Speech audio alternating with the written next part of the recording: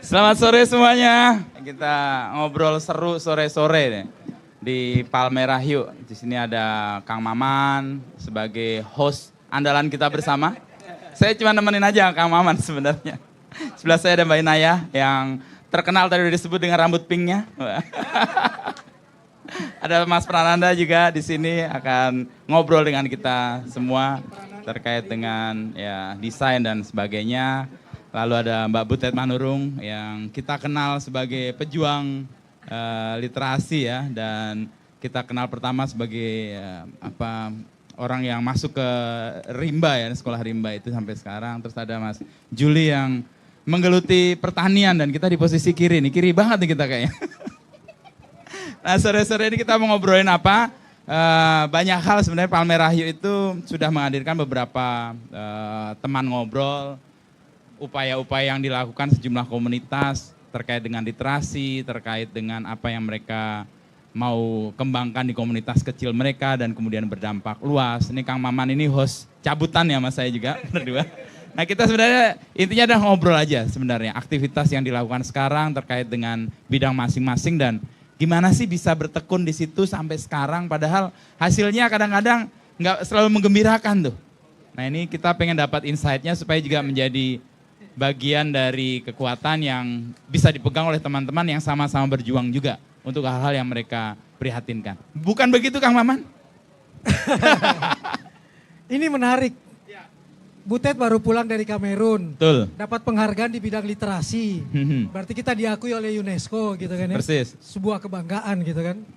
Inaya lagi sibuk mau mendirikan museum Hashim Asyari, ketua KPU itu. Oh bukan. Pendirian Kakeknya dia, Museum Hashim Asyari. Prananda lagi sibuk dengan museum digital bendanya gitu kan. Yang di sana literasi pertanian yang kiri sana gitu kan. Dan kita selalu percaya bahwa pembaca hari ini adalah pemimpin masa depan. Sepakat itu. Kita sepakat di situ kan. Ya, tapi anak pemimpin kita tidak suka baca. Jadi kita ada di posisi yang mana gitu kan. Berarti pepatah itu perlu direvisi tuh. Itu dia. Bukan pembaca hari ini adalah pemimpin masa depan. Betul. Ya, apa kita, coba? Ya nggak tahu nih kita pikirkan nih. Gue juga belum dapat nih, mendadak banget soalnya. Saya justru mau nanya dulu ke Butet. yang baru datang tadi malam dari Kamerun. Silakan Mbak Butet. Baru tiba di Indonesia. Kita tahu dari soal sekolah rimba dan lain sebagainya kan. Ya persis. Tapi apa yang mendasari UNESCO memberikan penghargaan kepada Butet untuk sebagai tokoh literasi di tengah negara yang pemimpinnya tidak literat? Aku baru tahu itu. Nama judul penghargaan, bukan judul penghargaan, mereka menyebutnya program berperspektif etnografis, memenangkan World Literacy Prize UNESCO gitu. Jadi dianggap berpandangan etnografis gitu. Artinya sudut budaya yang ditekankan. Kayak gitu. Nah di sudut budaya itu ada 4 dibilang kekuatan kita. Pertama guru-guru kami live in. Jadi memang tinggal bareng komunitas kan. Soalnya di hutan gak mungkin PP ya. Terus yang gak kedua. Ada transportasi publiknya. Gak ada sinyal gitu ya. Jadi memang harus tinggal bareng. Terus yang kedua kurikulum berbasis budaya kayak gitu. Dibuat bersama-sama dengan masyarakatnya. Jadi itu ya udah yang ketiga ya. Kurikulumnya dibuat bersama komunitas. Bukan cuma anak-anaknya komunitas. Jadi misalnya gak boleh 5 kilometer dari sini misalnya. Karena mereka nggak mau jauh dari hutannya misalnya atau dari rumahnya. Terus berdasarkan kontekstual, jadi berdasarkan masalah. Jadi kalau misalnya silabus kalkulus nggak dipakai buat sehari-hari ya nggak usah gitu. Jadi kayak beberapa aja yang nasional lah kayak gitu yang memang harus sebagai warga negara Indonesia tapi juga harus berguna buat mereka. Kesarian. Yang keempat ada kader. Jadi dari orang-orang lokalnya itu harus jadi guru nantinya. Terus ngenerusin programnya jadi sekolah bisa pindah ke tempat lain lagi gitu. Ada 4 itu Mas. 4 etnografik itu ya dianggap disebutnya sebagai etnografi. Kami sendiri nggak tahu mereka menyebutnya. Ya kita bilang sih harus belajar etnografis. Gitu. Indonesia punya nggak sih kurikulum berbasis budaya?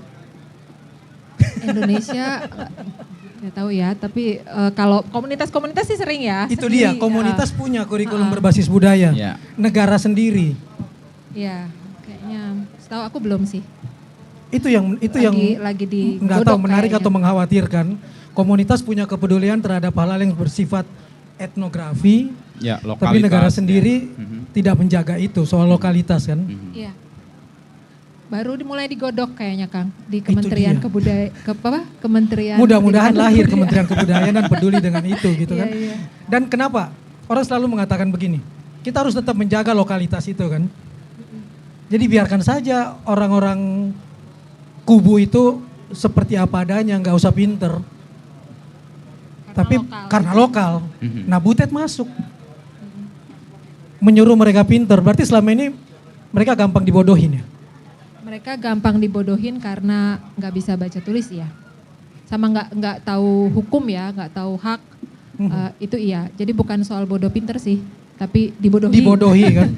Termasuk dengan orang menjual tanah di Papua cukup dibawa uang 1 karung tapi isinya uang merah saja. Iya, betul. Yang penting 1 karung, bukan jumlahnya gitu kan. Betul. Itu masih terjadi ya? Itu terjadi Kang. Soalnya kita juga punya sekolah di Asmat itu kayak gitu. Jadi dibilang nih harga tanah ini berapa karung, mau isinya 5 ribuan apa 100 ribuan. Ya kayak gitu. Yang penting sekian karung, habis itu tanahnya hilang. Iya. Dan mereka tuh biasanya orang di masyarakat adat tuh nggak bisa membayangkan kalau tanah hilang tuh kayak apa, nggak punya referensi kan.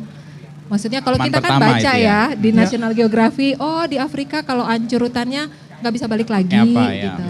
Bahwa tanah tuh nggak mungkin balik lagi, pohon-pohon tuh nggak mungkin ada lagi kalau yang ratusan tahun. Itu yang masyarakat adat belum bisa ngebayangin karena mereka nggak pernah dengar cerita tentang itu. Tapi kalau dibaca memang jadi tahu kan. Nah pemahaman yang kemudian Butet sampaikan ke komunitas-komunitas itu kan tadi kan melibatkan juga tidak hanya guru yang live in di situ tapi juga masyarakat yang ada di situ. Iya. Dampaknya bisa langsung dilihat nggak? Lama sih ya? sih Mas. Cuman kalau sekarang bisa lebih cepat tapi dulu enggak karena saya nggak tahu caranya gimana. Jadi banyak nabrak-nabrak gitu. Misalnya langsung ngomong sama kepala adat, ya kamu harus gini-gini, kita nih di ini. Atau aku berantem sama orang loggingnya, padahal kan loggingnya cuma disuruh gitu ya. Bukan dia sebenarnya yang punya kehendak. Ya. Dan bosnya pun karena bisa beli surat izin misalnya, berarti ada izin dari orang yang harusnya nggak ngasih izin, misalnya dari pemerintah atau apa. Jadi sekarang mulai lebih strategik gitu. Nggak main berantem aja. Supaya juga belajar lebih, dari itu. dampaknya juga bisa lebih... Dampaknya lebih berkepanjangan, terus juga nggak pakai berantem. Jadi biasanya saya kasih ngobrol, kasih bacaan, kasih video. Nih di hutan-hutan di tempat lain kayak gini. Ini kalau kayak gini juga nggak bisa balik loh gitu. Paling kayak gitu. Terus ngobrol sama pemerintah daerah ketimbang cuman marah-marah gitu. Ngobrol, maksudnya ini kalau hutan kami bagus, kamu juga yang dapat sungainya, airnya. Nanti pam kamu macet segala macam itu kan sebenarnya dampaknya buat bumi juga gitu. Jadi bukan cuma buat orang rimbanya doang. Kalau kita membantu masyarakat adat, kita tuh membantu diri sendiri sebenarnya.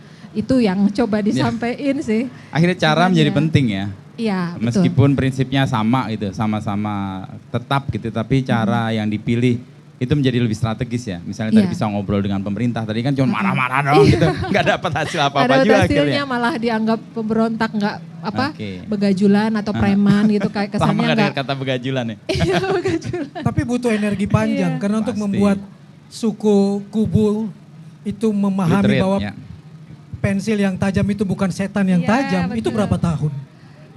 Wah, iya, itu kan aku mulai ke sana 25 tahun lalu ya. Persis, mungkin 5 tahunan mungkin ya baru kemudian sadar kalau panjang. Melawan setan bermata runcing kita harus menguasai setan itu juga gitu. Dan itu adalah pensil kan?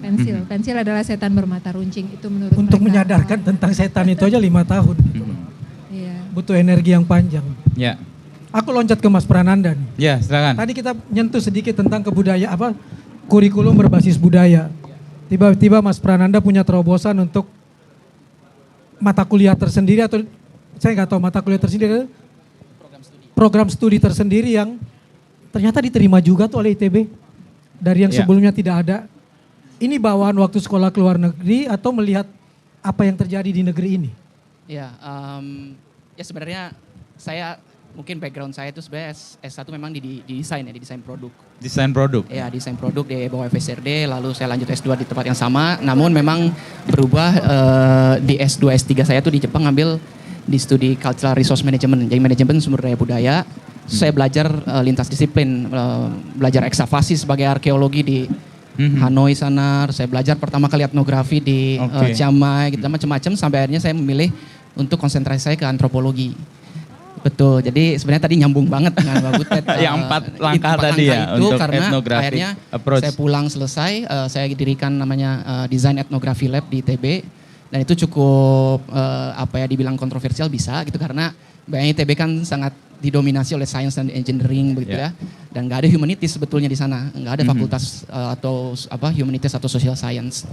Nah sampai akhirnya kita coba berpraktik, dan nilai yang paling kita tekankan itu adalah bagaimana desain sebagai desainer atau pembelajar desain di situ betul-betul belajar dari masyarakat.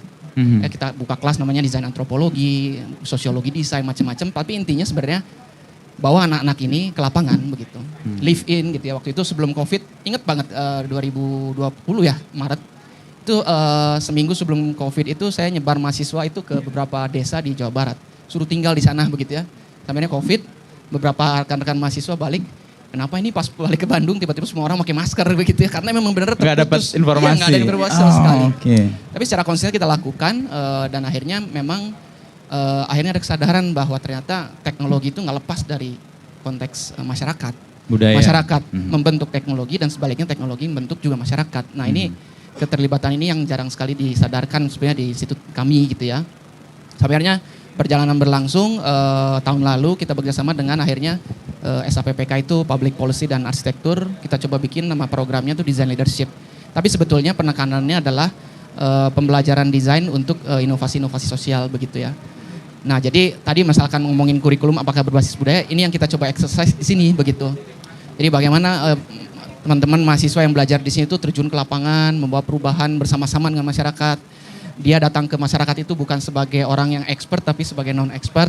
Dia melepaskan semua atribut-atribut yang dia pelajari di institusi, belajar betul-betul ada di lapangan, lalu kembali ke institusi, relearn lagi dan kembali lagi ke masyarakat dan terus proses itu yang dilakukan begitu. Ya jadi memang challenging ya, cukup sulit untuk membiasakan hal ini, tetapi perlahan akhirnya lumayan ya bisa kita lakukan meskipun memang ini gimana sih, apa sih ini bentuk-bentuk pelajaran seperti ini, kok orang kita lab tuh biasanya di dalam kampus gitu ya. Ini di luar. Apa? Ini di luar, harus di luar. Jadi saya selalu bilang ke mahasiswa saya, laboratorium yang asli itu begitu kalian keluar dari gerbang kampus itu laboratorium yang asli. Laboratorium hidup, dan di situ kamu belajar macam-macam. Udah jangan terlalu banyak di kelas, mainlah ke lapangan ngobrol sama pedagang kaki lima. Saya dulu risetnya salah satunya tentang pedagang kaki lima. Jadi setahun saya ikutin tukang soto ya. Kebetulan ikut jualan soto. Ikut jualan, saya ada gambarnya ya. Jualan soto. Ini anak ITB ada gitu. Iya, jadi waktu itu tahun 2014 itu saya 2015 ya waktu saya mulai riset. Saya ada kebetulan langganan soto saya dari zaman kuliah tingkat 1, namanya Mas Ahmad. Lalu akhirnya saya bilang, Mas Ahmad boleh nggak saya belajar dari Mas Ahmad gitu ya. Belajar apa? Belajar bikin soto. Ngapain Mas gitu ya.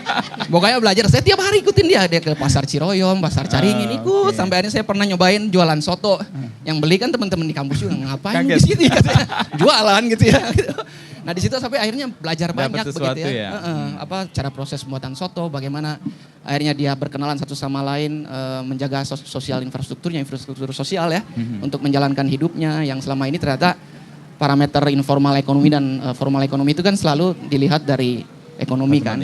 Dan selalu mempertanyakan kenapa ini PKL selalu survive. Ya gimana nggak survive, orang jaringan sosialnya kuat, yang budayanya kuat, justru itu yang paling kuat dan harus kita pelajari. Nah itu yang akhirnya dari situ kita selalu exercise di ITB begitu ya. Pembimbing nggak nanya, apa kaitannya dengan skripsimu, apa kaitannya dengan ITB?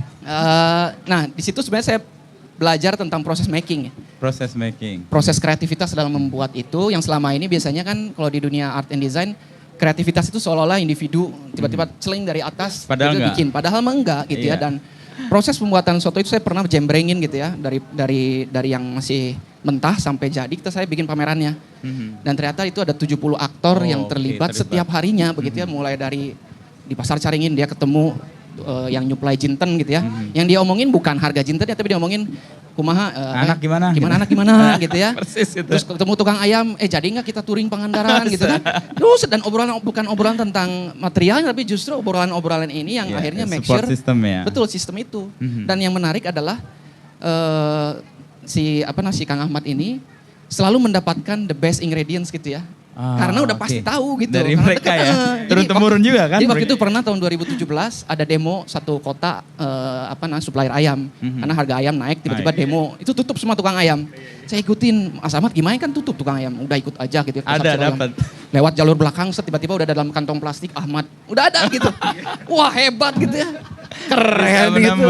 Nah itulah infrastruktur sosial gitu. Infrastruktur sosial. Saya jadi ingat ini Pak Eko Prawoto almarhum. Oh iya. Persis 3 tahun sebelum meninggal, dia kan pindah ke desa di Kulon Progo. Dan semua orang bertanya kepada dia, kenapa Pak Eko pulang? Saya mau belajar dari masyarakat desa. Karena disitulah semua ilmu yang sudah proven dan menjadi panjang umurnya, sustain lah kalau kita ngomong sekarang itu.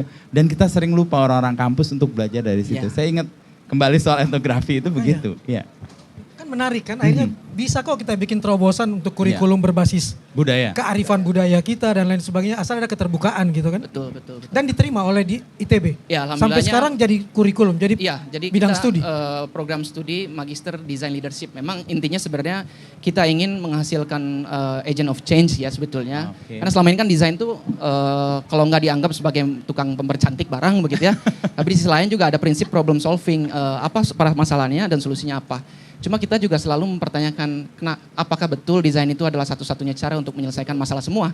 Jangan-jangan sebenarnya apa yang kamu buat juga menghasilkan masalah lain begitu. Nah di sini kita coba refleksi dan berupaya untuk mengangkat lagi proses berpikir desainnya itu untuk menghasilkan terobosan-terobosan baru. Jadi di design leadership ini kita sangat encourage untuk menghasilkan terobosan-terobosan baru. Misalkan mendesain undang-undang mangga begitu ya. Karena undang-undang juga produk, itu yang sangat berdampak ke masyarakat. Mau bikin sistem kawasan desa silakan gitu ya. Mau bikin sistem untuk ngebantu petani akan lebih baik silakan gitu. Jadi nggak konvensional seperti desain yang pada umumnya, tapi justru sangat bereksperimen dan terbuka bagi teman-teman mahasiswa untuk menghasilkan apapun selama berdasar pada framework desain dan social innovation itu gitu. Ya. Keren ya. Iya dong. Termasuk bikin museum tanpa ada ukuran ruang. Beliau dulu nih, nanti baru ke dia. Bayangin dia punya museum tanpa ruangan. Namanya Museum Digital Benda. Nah, coba dijelasin yang itu. Nah, sebelum kita buka museum Hasyim Asyari. Jadi itu. Ini juga karena pengalaman saya juga belajar di museum sebagai kurator dan lain-lain.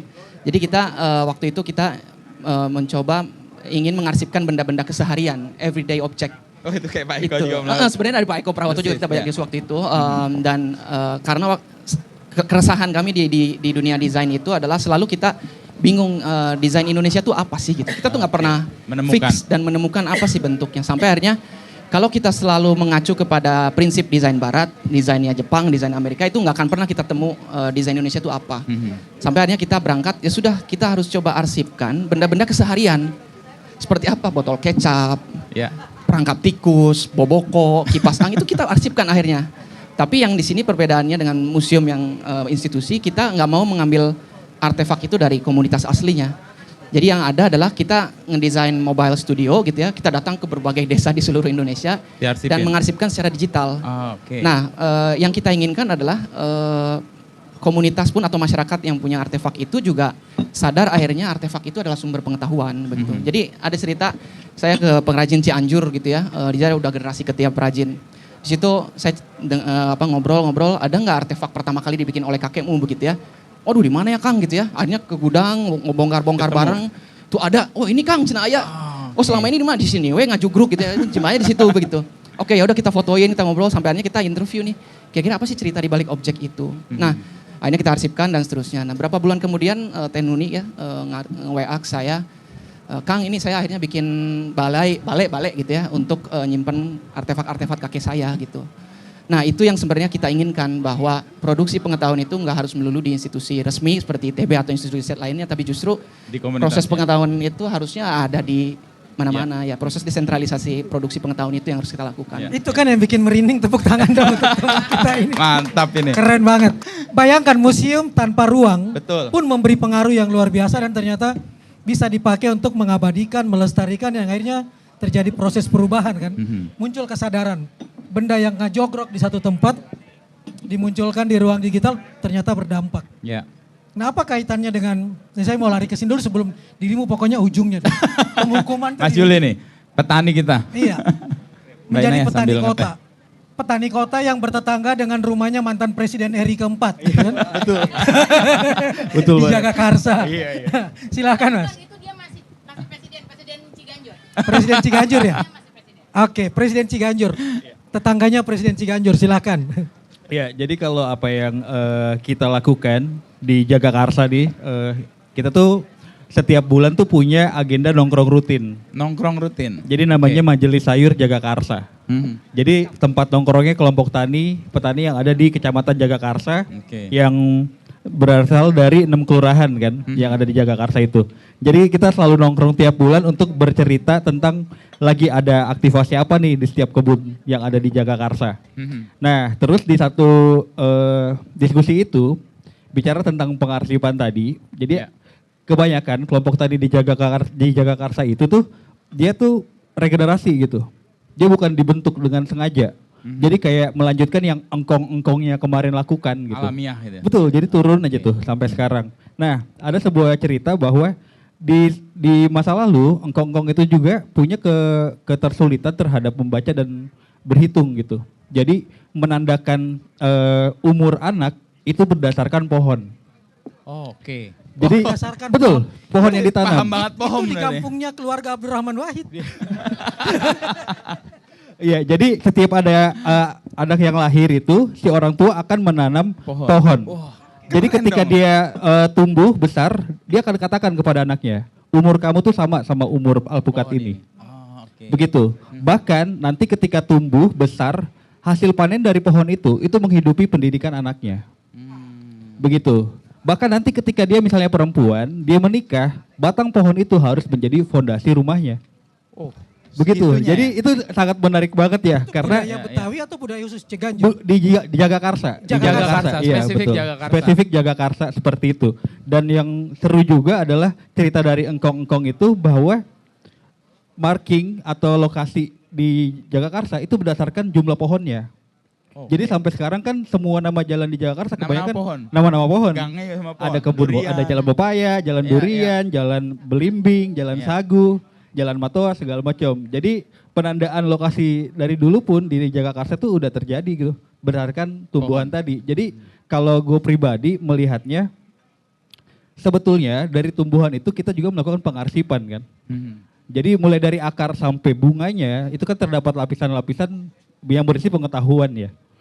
Kayak gitu sih. Jadi kalau bicara tentang pengarsipan sebetulnya dengan menanam pohon pun kita sudah melakukan pengarsipan sebenarnya. Apalagi kan yang terjadi sekarang bicara tentang lokalitas yang mulai terakulturasi karena ya mulai banyak distrak ya dari kehidupan modern saat ini ya. Jadi sebetulnya ya dengan menanam tumbuhan tuh secara tidak langsung kita melakukan pengarsipan juga.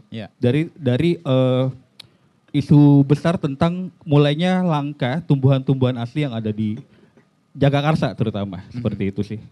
Tadi kan Juli menyebut soal pengarsipan lewat menanam pohon dan itu kan dalam keberlanjutan hidup tadi mulai lahir. Bahkan kalau anak perempuan menikah kayunya dijadikan landasan untuk rumahnya. Tapi pengetahuan itu kan sempat hilang dan nggak tahu orang itu. Saya sendiri baru dengar ini. Bagaimana itu ada keterputusan itu dan ini kan ada semangat baru untuk mengembalikan lagi tuh. Iya, jadi kalau teman-teman Selarasa itu mencoba mengambil peran dengan mengembalikan ingatannya. Mengembalikan ingatannya bahwa Jagakarsa itu pernah menjadi sebuah epicentrum pangan di Jakarta. Jadi mulai dari tahun 15 sampai tahun puncaknya itu di 1963, masyarakat Batavia itu mendapatkan akses pangan itu dari Kecamatan Jagakarsa. Itu makanya Pasar Minggu dikenal sebagai pasar buah. Oh, baru nggak. Satu-satunya pasar buah yang punya kebun buah di belakangnya. Itu Jagakarsa. Itu Jagakarsa sebelum ada pemekaran di tahun 1900. Begitu. Jadi sebetulnya apakah pengetahuan ini itu tercatat gitu ya? Kalau dari perjalanannya Selarasa sendiri adalah sebetulnya distribusi pengetahuan itu tuh datang dari dapur, datang dari rumah gitu. Jadi pengarsipan itu terus turun ke bawahnya tuh, ke generasi mudanya. Jadi apa yang kita lakukan sebetulnya hanya untuk mengembalikan ingatan dulu sih, Bang, kayak gitu. Tapi kemudian bisa mengajak orang, kan tadi ada komunitas ya di beberapa kawasan di Majelis Sayur itu. Memunculkan bahwa ingatan sejarah itu membawa movement. Ini kan jadi movement kan? Betul. Bersama-sama untuk nggak sekedar ingat, tetapi ayo bareng-bareng lagi. Kan apa yang pernah ngongkong gitu ya? Iya, jadi sebetulnya kalau Sisler sendiri kan sebetulnya kolektif seni ya. Yang menjadi acuan utama kita dalam penelitian di Jagakarsa itu adalah lagunya Mas Adi Karso. Pepaya Mangga Pisang Jambu. Dijual di pasar Minggu. Betul sekali. Betul sekali. Betul sekali. Di mana berarti kan secara tidak langsung dari zaman lagu itu diciptakan, itu sudah menceritakan bahwa semua petani saling mengenal dan saling membawa hasil panennya ke pasar yang dekat Lenteng Agung. Sekarang jadi pasar Lenteng Agung. Kemudian biasanya mereka akan naik kereta untuk bawa ke pasar Minggu. Nah, sebetulnya kita hanya mereplika semangat itu gitu. Jadi kita udah punya patokannya juga apa yang harus kita lakukan. Terus di tengah kehidupan perkotaan sendiri kan hal yang paling sederhana itu adalah kita nggak kenal tetangga kita. Kita cuma tahu kapan dia berangkat kerja, kapan dia pulang kerja. Udah gitu tuh. Nah itu yang coba kita kembalikan ingatan kita bahwa sebetulnya lokalitas itu bicara tentang kenal dan dekat. Jauhnya tuh ujung kuku. Gitu sih kalau apa yang dilakukan teman-teman Majelis Sayur Jagakarsa. Dengan semangat yang tadi muncul di Jagakarsa. Pepaya, mangga, pisang, jambu. Kenal dan dekat gitu. Iya. Sebelum ke Inai, karena saya akan bicara tragedi ke Inai, saya mau nanya soal tragedi. Nunggu-nunggu padahal nih. Aku siap jadi jamaah. Majelis Sayur. Enggak mau lihat di Majelis Sayur ini ketemu nggak juga tragedi hari ini bahwa biar dikasih nih. Umur saya sama dengan pohon alpukat itu, tapi pohon itu sudah bukan punya saya. Sudah punya orang kota yang membeli tanah itu. Itu terjadi sekarang? Ya, itu cukup terjadi ya, di mana yang namanya pembaruan dan peradaban itu kan pasti terus berubah ya, Kang ya. Tapi yang paling penting tuh bukan masalah pohonnya ada apa tidak, tapi semangat untuk tetap itu ada aja, yang harus tetap dijaga. Semangat itu yang harus tetap ada. Betul. Jadi hal yang paling mewah sekarang ya semangatnya.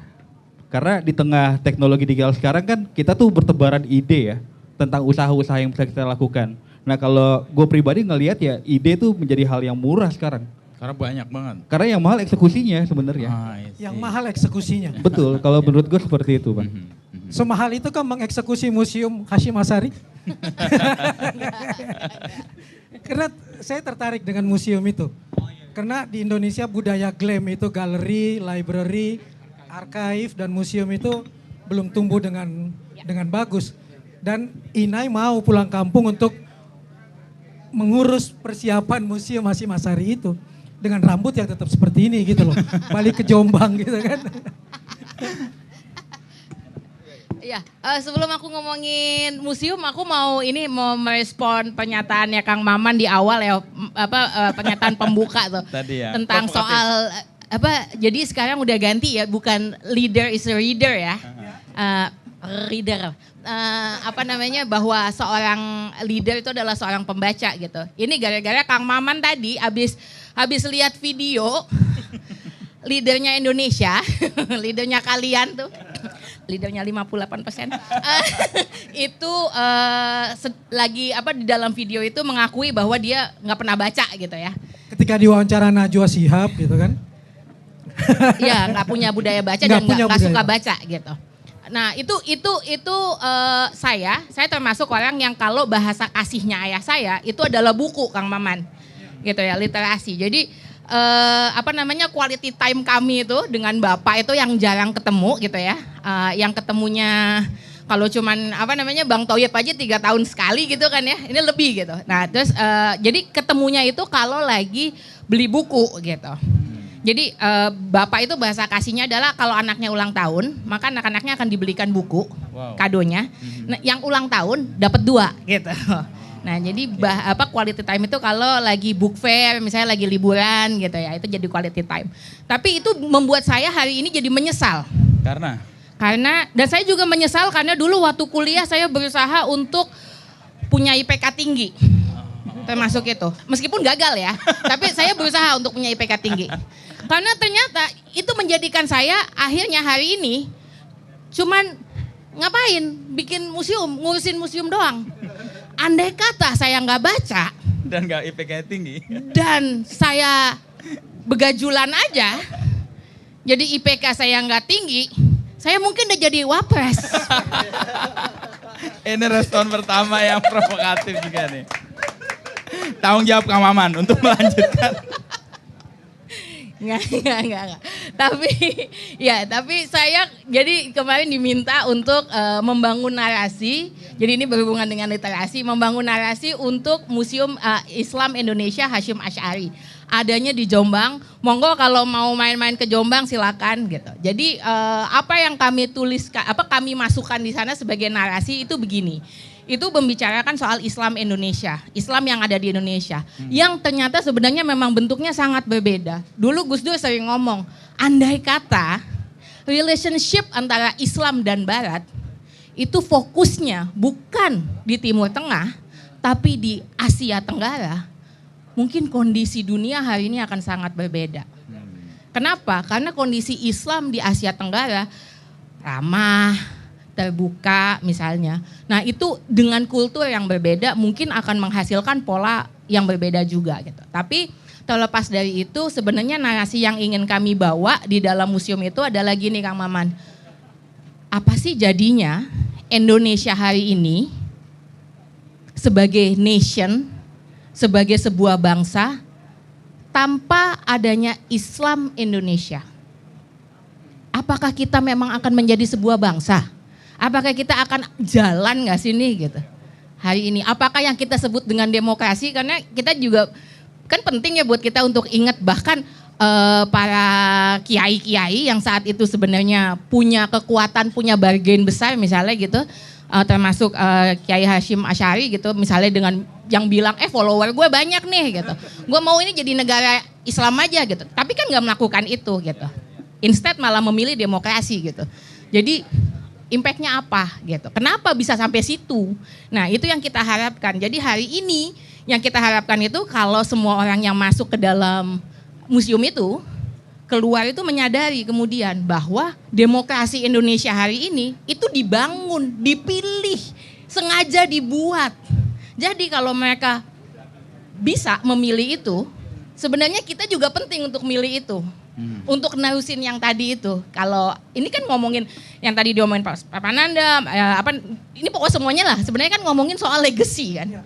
Gitu. Jadi warisan itu supaya tetap jalan, ya gitu caranya gitu. Kita kemudian perlu nengok ke belakang nih gitu. Mereka kemarin ngapain aja ya? Yang dilakukan Mbak Hasyim dan teman-temannya ngapain ya? Berarti kan sebenarnya itu bisa saya lakukan dalam konteks hari ini gitu. Jadi sebenarnya itu yang harapan kami ketika keluar, dengan bahkan kita pengennya tuh jadi sesuatu yang emang sangat sangat reachable sama publik gitu ya. Jadi yang kita munculin itu tulisan-tulisan tangannya lah, hal-hal yang sebenarnya sangat relatable sehari-hari gitu. Sehingga kemudian orang nggak meletakkan tokoh-tokoh ini di pedestal dan bilang bahwa ya kalau mereka kan emang punya kehebatan lah apalah. Enggak. Ya Abdurrahman Wahid juga kadang-kadang suka nggak paham hal-hal kayak misalnya dulu gitu ya, waktu beliau itu baru jadi presiden, terus kemudian salah satu stafnya bilang, Gus sekarang ya semua tulisan Gus Dur udah kita masukkan ke dalam website gitu. Kita jadikan satu dalam website, semua tulisan Gus Dur. Semua tulisan saya, iya. Dari tahun 70-an, iya dari tahun 70-an, sampai sekarang, iya. Tebel banget ya website itu ya. Gitu. Jadi kadang dia juga bisa nggak tahu paham, gitu, tapi yang tapi kemudian jadi ini sangat relatable gitu. Jadi bahwa ya mereka bukan orang-orang yang istilahnya setengah dewa. Jadi kalau mereka bisa, saya juga bisa. Gitu. Sebenarnya itu yang mau kita bawa. Dan kamarnya Yai Hasyim akan dibuka untuk umum? Enggak, tetap enggak. Tapi tetap kita akan bikin replikanya. Oke. Alhamdulillah saya udah masuk masalahnya. Alhamdulillah. Tapi sejalan dengan Mbak Inayah tadi sebut dan Mas Prananda, Mbak Butet sama Mas Juli. Ada yang menyatakan bahwa peta jalan ke depan itu ada di belakang. Dan pengarsipan ini kan sebenarnya membantu kita untuk melihat apa yang sudah dilakukan oleh engkong-engkong kita atau sesepuh kita atau komunitas kita yang dulu, yang dia punya kalau bahasanya kecerdasan yang sudah bagus gitu ya. Dan kita kan kadang-kadang ke depan tuh bingung ya, mau ngapain gitu. Padahal ini kalau kita hidup kan kayaknya siklus aja tuh ya. berulang gitu ya. Kita pernah melalui, cuman tantangannya mungkin sekarang berbeda. Nah, peran-peran pengarsipan ini menurut saya kekuatannya di situ. Jadi kita tahu peta jalan ke depan karena kita menengok ke belakang apa yang pernah kita lakukan. Itu yang menarik, itu yang saya pancing soal glam tadi yang di Indonesia belum jadi budaya ya. Tadi kalau kita misalnya hari ini aja nanya ke orang, sekolah rimba ada di mana? Otaknya cuma Jambi. Padahal sekolah rimba ada di mana aja sekarang. Ada di Asmat. Orang bayangnya cuma satu titik, Jambi. Sekarang ternyata sejauh ini udah ada 17, Kang. 17 titik. Ada 17. Di mana saja? Dari Aceh sampai Asmat ada. Di Aceh ada. Aceh ada. Di Asmat ada. Memang nggak semua jalan sampai sekarang ya. Maksudnya semua jalan tapi udah sama komunitasnya sendiri gitu. Tapi pernah membangun di Aceh ada, sampai di Asmat ada. Di Halmahera ada, kurang ya? Di Halmahera, di Sumba, di Flores, Sulawesi Selatan, beberapa di Jawa. Tapi ukuran keberhasilan kan justru ketika sudah komunitas yang menjalankannya, memilikinya dan menjalankannya kan. Kalau masih kita pegang terus kan artinya ada ketergantungan, dan itu bahaya masih sebenarnya. terus belajar terus. Iya. Dan itu semua terarsip ya dengan baik. Terarsip sih, walaupun agak berantakan. Nah, karena nggak ada komputer. Karena kearifan budayanya pasti menarik. Kebanyakan di Sulawesi beda, di Papua beda betul. kan? Betul. Mereka kan tradisi lisan semuanya ya. Itu dia. Nggak semuanya sih ya, kebanyakan tradisi lisan. Jadi pengarsipannya juga kita suka ke bawah-bawah gitu. Kita yang berusaha menuliskannya dengan susah payah dan pasti nggak bisa 100% ya. Mungkin kalau mereka yang tulis lebih bagus gitu. Kalau kami yang tulis. Kan banyak tuh Kang, bukan cuma cerita, obat-obatan, jampi-jampi, terus buah-buahannya apa. Pantun-pantun yang ternyata untuk pengobatan itu kan di Sulawesi kuat kan. Kayak di Sulawesi Barat dengan kalindadanya dan lain sebagainya. Kehadiran negara ada? Dalam hal apa ya? Kalau kami sih direstui aja udah seneng kok. Gak dilarang, gak dilarang. Tapi gak dimarahin ya, maksudnya... soalnya kita kan juga kayak mengisi kekosongan ya, nggak ada guru yang mau ke sana gitu. Terus kita juga hobi petualangan dan kita senang anak-anak, senang belajar budaya, jadi kayak klop aja gitu. Mudah-mudahan nggak dilarang. Nggak dilarang aja udah senang. Udah senang, apalagi didukung. Apalagi didukung. Sebenarnya proses pendukungan itu lagi ada, tetapi ya pemerintah juga belum punya pengalaman banyak. Mereka juga masih kumpul-kumpulin aspirasi sih. Mudah-mudahan bisa lebih cepat. Masih ngumpul-ngumpulin aspirasi. Iya. Menarik sih. Minimal udah ada langkah mulainya. Narasinya bagus ya, masih ngumpul-ngumpulin aspirasi. Itu yang menarik. Saya ingin buka sih sebenarnya ruang untuk teman-teman bertanya juga ya. Di luar yang sudah mengajukan pertanyaan banyak banget. Tarot Dharma mau bertanya, kamu udah bikin pertanyaan lewat online tapi saya mau langsung mendengarnya. Ini teman-teman orang-orang yang ada di dunia digital nih. Para influencer, masih banyak kan? Iya, ini harus keluar langsung bertanya. Silakan. Iya, terima kasih atas kesempatannya. Pertanyaannya agak serem ya, soalnya mumpun saya deket makanya saya mampir sini sebenarnya. Kenapa budaya itu se-eksklusif itu kalau sekarang masih aku dengar? Karena kan tiba-tiba aja ada beberapa pameran. Saya kebetulan dulu tergabung di Art Movement Jakarta ya. Yang sampai sekarang pun tidak bisa dimengerti oleh orang biasa itu maunya apa. Saya tadi dengar Mbak Butet aja sudah kayak, oh ada ya gitu loh. Tapi as a normal person, kok aku nggak reach out itu ya? Gimana cara kita kontribusi as masyarakat awam ya? Padahal kan pengen ya. Saya sebagai teman-teman itu kadang-kadang influencer itu nggak hanya bertabur bintang. Seolah-olah kontribusi kita itu hanya bertabur bintang, premier film, premier masakan. Tapi macam Pandawara lah. Seharusnya kita kan seluruh elemen ini punya budaya untuk akhirnya kita jadi satu nih hari ini nih. Oh ternyata kita punya PR banyak ya. Yang elemennya harus saling pegang tangan.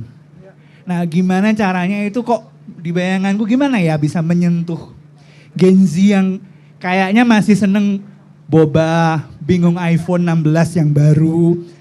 Dan takut karena memelihara landak dihukum.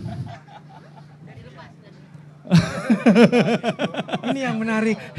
Bagaimana menyatukan akar rumput ini ya. Ini kan sebenarnya sebegitu kuatnya ya karena apalagi aku dengan elemen sosial jelas-jelas saya pakai di sini represent sosial bahwa saya menangani mental health masyarakat gitu. Itu kalau kita bersatu kan kayak kita kayak 7 bintang gitu loh. 7 kayak gini. Bagaimana caranya bukan mendowngrade ya. Seolah-olah itu jadi satu hal yang akhirnya budaya kan harus dibudayakan ya. Sehingga nanti apa yang dijelaskan Mas ini, aku tadi aduh gimana ya caranya itu bisa jadi habitual. Nah itu loh. Aku seneng padahal Masnya berangkatnya habitual, tapi tiba-tiba jadi produk yang Mas Yu tadi ngomong apa ya? Jadi tiba-tiba terangkatnya itu masih jadi hal yang eksklusif gitu loh. Lucunya padahal rootnya ini kayak Mas tadi, rootnya dari ini nih. Tapi begitu dimasak jadi elit, jadi nggak terjangkau. Itu aja deh. Sip. Menarik nih. Ya, makasih. Saya mau mulai dari situ menjawabnya karena dulu kita melihat Bob Sadino tuh keren, tapi kok jadi elit gitu kan ya. Iya. Sementara di bawah banyak sebenarnya orang-orang yang bisa melakukan itu. Silakan Mas. Ini cara supaya keren ya. Enggak, maaf. Jadi kalau ditanya jawaban mana yang benarnya tuh, kalau menurut gue tuh mungkin semua punya frekuensinya masing-masing Mas. Tapi kalau gue bisa memberikan sedikit pendapat bahwa bagaimana caranya menularinya itu kan. Jadi dengan kita menunjukkan hal ini senang kita lakukan, itu pasti bakal menular sih. Iya, jadi kalau kita tuh, terima kasih. Jadi kayak kita tuh senang melakukan ini, kita tidak dipaksa, kita tidak disuruh, kita tidak diminta, kita tidak punya ekspektasi apa-apa. Tapi dengan kita menunjukkan secara, ya walaupun tidak konsisten, menunjukkan kalau kita ini senang gitu melakukannya. Karena ada sebuah sedikit penjelasan tentang karsa, jadi jaga karsa itu dari bahasa Sanskerta tuh bicara tentang niat dan tekad yang tulus dan tanpa motif. Jadi alhamdulillah kalau di jaga karsa itu ya mungkin emang namanya jaga karsa tuh mungkin ya tadi doanya dari engkong-engkong terdahulu bahwa karsa itu ya tentang jaga sikap. Tentang bagaimana kita melakukan sesuatu itu untuk bisa bermanfaat gak cuma sesama manusia tapi segala makhluk yang ada antara ekologinya seperti itu. Mungkin itu ya kalau dari sana Mas. Terima kasih. Mas Juli tuh asli sana ya? Jadi kebetulan nih Bang, saya itu lahirnya di Kemayoran, Jakarta. Tapi tumbuh besarnya itu di Makassar. Kenapa peduli sama tempat yang sekarang? Jadi pulang ke Jakarta itu di tahun 2015 tuh, bulan Oktober. Dan datang ke Jakarta itu kebetulan baru mengetahui kondisi nyokap tuh lagi sakit asma. Jadi bisa terjun dan tenggelam di yang namanya sistem rantai pangan di Jakarta itu, termasuk dunia tumbuh-tumbuhan karena gue mencoba mencari cara untuk menyehatkan nyokap gue yang asma. Jadi kayak melakukan identifikasi pengumpulan data tentang tumbuhan yang punya kadar antioksidan. Jadi berawal dari situ aja tuh. Berawal dari situ aja, terus ya udah ternyata di dekat rumah tuh ada penjual mie ayam, Mang. Setiap hari tuh dia ngeluh tuh. Kayak kita lagi makan mie ayam nih, namanya tuh kalau tahu nih di Sumur Batu Kemayoran ada mie ayam mawar namanya. Jadi tiap makan ke situ itu abangnya ngeluh tuh. Wah ini sawinya jelek banget, harganya mahal. Jadi sambil makan tuh kayak tiap hari dengernya itu aja tuh. Wah ini sawinya jelek, harga mahal. Itu kayaknya gue didoktrin ya sama penjual mie ayam. Itu messenger itu. Iya. Sama kalau tadi pertanyaan kenapa bisa dijaga karsa. Gue gak percaya kebetulan Mas. Gue percaya kalau suatu tempat, suatu lokasi, individu tuh punya frekuensi tuh. Jadi mungkin gue baru ketemu frekuensinya sama si jaga karsa. Dan ternyata di sana ada petani yang udah dari tahun 15 gitu. Ternyata di Jagakarsa itu ada makam Pangeran Jagakarsa Surawinangun. Yang ternyata bicaranya tentang membentuk epicentrum pangan untuk tentara kita menghadapi penjajah. Dan ternyata engkong itu terus mendistribusikan pengetahuannya ke generasi selanjutnya. Jadi bukan masalah tentang bagaimana kita nge-reach-nya atau mendekati pengetahuan itu. Tapi memang kadang ada frekuensinya itu sendiri yang akan menarik kita. Jadi sekarang ada tour, kamu bikin tour nggak? Tour rantai pangan Jagakarsa? Iya, jadi kita kan sebagai kolektif seni itu mencoba mengidentifikasi tentang rantai pasokan pangan Jagakarsa kan. Jadi sistem food chain-nya Jakarta. Cuman karena terlalu ribet dan berlayer-layer, kita fokus di Jagakarsa aja. Dan kita memilih untuk gimana kalau kita bikin rantai pangan kita sendiri? Sederhana, tetangga, seseorang tahu kalau tetangganya itu petani. Beli ke situ. Jadi beli ke situ malah bisa request sendiri sayurnya. Iya, iya. Kayak gitu sih. Dan itu berlangsung ya? Alhamdulillah kita dari tahun 2020 sampai sekarang berlangsung. Tadi soal frekuensi tadi, Kang Maman, tadi sekalian menjawab Mas Dharma ya. Tadi kan soal ketulusan tanpa motif gitu ya, yang motif ekonomi kah atau apa. Dan gue percaya betul kalau sesuatu dikerjakan dari hati kan dengan frekuensinya, itu kena hati yang lain tuh. Tanpa kita intensikan bahkan tuh. Dan tanpa kita sadar dua-duanya dipengaruhi oleh tukang mie ayam. Soto. Pedagang kaki lima. Itu messengernya sekarang kita harus hati-hati kalau kita makan sesuatu di kaki lima. Dia ngomong apa ya? ITB Mas. Iya tadi ini yang ya elitis itu. Jadi sesuatu yang common harian tapi tiba-tiba diabstraksi jadi elit banget. Iya, nah ini juga sebenarnya saya tuh baru jadi dosen sebenarnya 2019. Sebelumnya saya beraktivis lah ya dengan teman-teman bikin pergerakan dan lain-lain dan jualan soto dan tentunya makan soto dan jualan soto gitu ya, tapi memang harus ada dimensi yang lain untuk membawa perubahan juga begitu, dan tentunya salah satunya saya pilih ITB karena saya alumni situ juga, dan kalau ngomongin art and design pasti salah satunya yang tertua di situ. Nah jadi ya saya juga sepakat universitas itu sangat elit ya, dan apalagi dunia desain atau seni desain tuh udah tradisinya zaman saya dulu itu mimpinya kerja di mana, di industri ya, di Toyota, di Honda gitu ya. Jadi pokoknya bikin furniture yang cakep gitu, pameran, dapat duit banyak. Tapi saya ngerasa kok desain kerjanya cuma beginian ya gitu ya. Saya selalu bertanya kayak kalau misalkan ada banjir di Bandung gitu ya, atau longsor, emangnya bisa kita selesaikan dengan hanya mendesain meja begitu ya, atau dengan hanya membuat ini, nggak hanya sih memang susah, tapi kan nggak bisa menyelesaikan itu. Nah akhirnya saya coba beranikan diri masuk ke kampus begitu ya, dan saya jadi dosen di situ, dan saya nggak mau menjadi dosen yang cuma ngajar dapat hibah atau dapat mata pelajaran turunan dari senior, nggak mau, tapi saya ingin membuat hal yang baru karena saya percaya ini anak-anak yang lulus udah pasti satu harus diakui pasti jadi elit.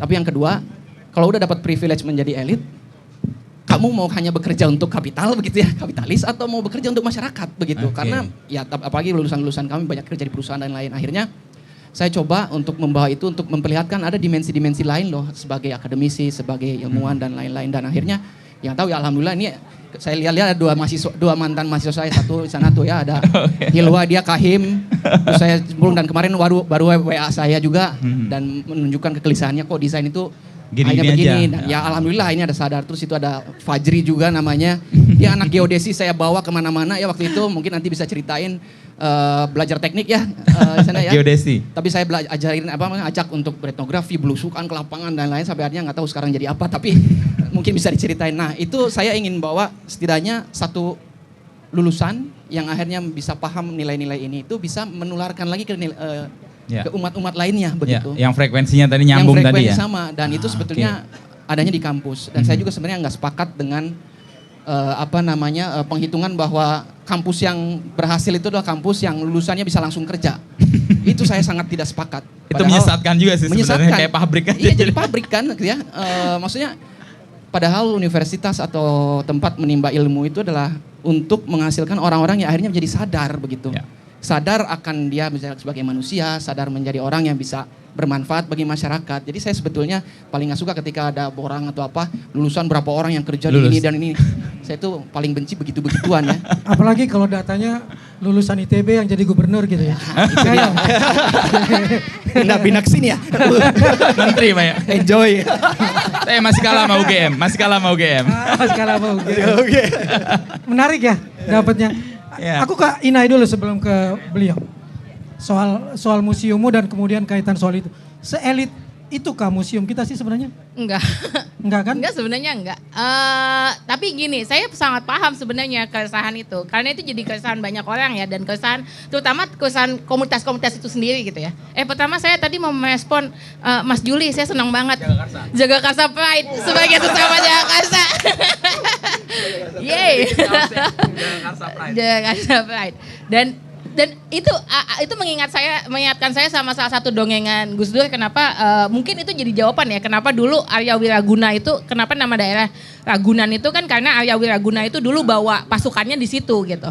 Mungkin ya karena pasokan makanannya jadi banyak banget di situ sebenarnya gitu. Nah, jadi Ragunan itu dari Wiraguna ya? Iya, dari Arya Wiraguna. Iya. Oke. Gitu. Tapi gini, saya paham tadi keresahannya karena itu keresahan banyak orang. Tapi kalau hari ini sebenarnya kan ini pertanyaan yang muncul terus-menerus ya. Ini hal-hal yang sebenarnya enggak mainstream sebenarnya gitu kan gitu. Terus semua orang selalu pertanyaannya gimana sih biar semakin banyak orang ikut gitu. Saya akan ambil contohnya mungkin ini aja kali ya. Akan ambil contohnya ketika kita hari ini seluruh dunia gitu ya terkena demam K-wave gitu ya, Korean Wave. Kita juga jangan lupa Korean Wave itu tidak tidak muncul 2018? Enggak. Dia 40 tahun lalu sudah dimulai gitu. Nah, jadi sebenarnya kalau kemudian yang dilakukan Mas Juli itu baru dari 2020, ya perjalanan masih panjang nih gitu. Itu satu gitu. Yang kedua, kalau misalnya ini kan mau ngomongin komunitas ya, Kang Maman ya. Jadi mungkin saya kalau ngomonginnya lewat museum saya nggak terlalu tepat gitu. Jadi saya akan ngomonginnya dari konteks jaringan Gus Durian ya, gitu. Jaringan Gus Durian itu salah satunya. Saya nggak bilang ini bisa diterapkan di semua komunitas, tapi salah satunya hal yang kami terapkan supaya dia tidak menjadi elitis, itu adalah betul-betul kemudian kami menggunakan pola yang dilakukan oleh Gus Dur zaman dulu gitu, yaitu polanya harus sangat cair. Dia tidak boleh digunakan, misalnya gini, dia tidak menggunakan pola-pola sistem-sistem organisasi yang hierarkis misalnya, nggak ada gitu, itu nggak ada. Jadi kayak jaringan Gus Durian itu kan isinya adalah orang-orang yang sepakat dengan nilai-nilai Gus Dur dan mau tetap ngikutin nyebarin nilai-nilai itu gitu. Nah itu biasanya teman-teman yang bikin jaringan Gus Durian itu di daerah-daerah itu bisa bentuknya bermacam-macam. Salah satunya adalah jadi tidak ada kewenangan pusat untuk kemudian bilang kalian tuh bentuknya harus begini ya atau begitu ya, nggak bisa. Yang punya kekuatan itu ya masyarakat sendiri di daerah sendiri. Dia yang tahu kekuatannya dia apa, dia yang tahu problemnya dia apa. Pusat itu fungsinya cuman mensupport. Kamu butuhnya apa dari kami bisa support apa. Nah ini mungkin yang kadang-kadang juga miss dari kita. Kita sering banget sukanya itu kayaknya salah satu hal yang bikin saya ngefans banget sama Kak Butet itu adalah kemudian ada orang dari luar ke satu daerah kecil gitu ya, daerah yang nggak disentuh sama orang lain, tapi kemudian ngikutin apa yang terjadi di daerah itu. Keseringannya kita nih datang terutama dari kota atau dari mana gitu, terus ngerasa bahwa saya ngasih tahu mereka nih gitu. Nah itu karena kami belajar dari Gus Dur nggak bisa tuh kayak gitu. Bukan kami yang perlu ngajarin mereka, malah fungsinya adalah kami ini harusnya ke sana untuk belajar gitu. Nah, jadi itu juga salah satu yang kami gunakan, pola-pola yang kami gunakan supaya tidak elitis gitu. Itu aja nggak menjamin. Ada banyak misalnya meskipun kalau jaringan Gus Durian itu sudah pasti kami nggak boleh ikut politik praktis gitu. Tapi bahkan ada yang misalnya sudah lama di jaringan Gus Durian terus kemudian sudah nggak di situ lagi, terus kemudian sekarang kemarin misalnya pemilu atau apa, terus kemudian bergabung dengan partai politik atau apa ya sudahlah gitu. Tapi kaminya nggak ikut gitu. Itu aja makanya maksudnya gini, udah dengan yang kayak gitu aja kadang-kadang masih istilahnya kecolongan gitu. Masih ada lah, udah bertahun-tahun di jaringan Gus Durian, giliran sekarang tiba-tiba masih tetap dukung tambang misalnya, itu juga ada gitu. Nah, tapi paling enggak itu mungkin bisa meminimalisir gitu. Menjadikan itu menjadi sesuatu yang miliknya lokal, milik mereka sendiri, menjadi benar-benar identitas mereka sendiri. Dan ya itu mungkin yang perlu juga. Kadang-kadang itu tidak menjadi sesuatu yang besar karena orang nggak relate. Gitu. Itu sih tapi, mungkin tambahannya. Gus Durian bisa menjaga marwah untuk merawat keberagaman itu perintah dari pusat atau memang ada di lokal-lokal kita? Apa itu perintah dari pusat? Pusatnya di mana?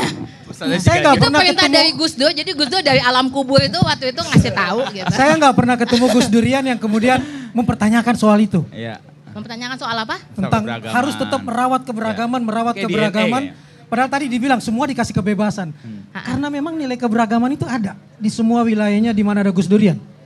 Iya, dari awal ketika misalnya ada satu daerah gitu ya, misalnya bilang, kami mau bikin dong Gus Durian gitu. Jadi teman-teman pusat yang membantu supaya nanti Gus Durian itu bisa berdiri, nanti dari awal akan bilang, oke ini bentuknya kayak gimana nih, maunya gimana gitu, bantuannya gimana. Jadi dari awal mereka memang sudah diberikan kewenangan itu sudah dari awal diletakkan di daerah gitu. Jadi mereka paham bahwa ya memang keberagaman itu power ya. Gitu. Pada akhirnya sebenarnya kalau kita mau menganggap keberagaman itu adalah gift, adalah karunia dan kemudian menjadi kekuatan, ya dia akan jadi kekuatan. Kalau semua orang kayak Mas Prananda aja semuanya jadi insinyur, ya susah juga jadi arsitek gitu. Kalau semua orang, siapa yang jadi tukang soto? Makanya sampai harus jadi tukang soto kan? Atau semua orang jadi petani kayak Mas Juli, terus siapa yang jadi guru? Gitu. Jadi memang keberagaman itu kami sudah paham dari awal bahwa dia menjadi kekuatan. Gitu. Dan ketua Gus Durian gak harus berdarah Gus Dur kan? Sebenarnya ya saya sangat yakin ibu imam Gus Durian itu sekarang adalah Ibu Alisa Wahid. Gitu. Dia akan selalu bilang dengan senang hati kalau dia mau gantiin. Problemnya nggak ada yang mau gantiin itu persoalannya. Gitu. Karena saya mau langsung loncat ke beliau. Kirain Kang Maman mau bilang, karena saya mau gantiin. Karena kalau iya saya akan langsung. Nggak berani. Nggak berani, tapi saya mau kaitin dengan beliau dengan 17 titik. Dan itu bukan identik dengan Butet, walaupun orang melihat Butet, dia melepasnya. Gimana ceritanya bisa melepas itu? Beda banget dengan Gus Durian. Komunitas yang tadi akhirnya bisa mandiri kan. Kan nggak selalu tergantung sama Butet kan. Ada titik-titik di mana harus didampingi, tapi ketika dia bisa mandiri, bisa mengelola sendiri kan, ada guru yang bisa menjadi mesin penggerak di situ, akhirnya dilepas. Dari lokalnya maksudnya. Iya mirip kayak tadi dibilang Inaya sih ya, memang orang sering datang kan kayak hero ya, banyak hero kompleks lah, terutama aktivis nih sama NGO. Di mana nih aktivis nih?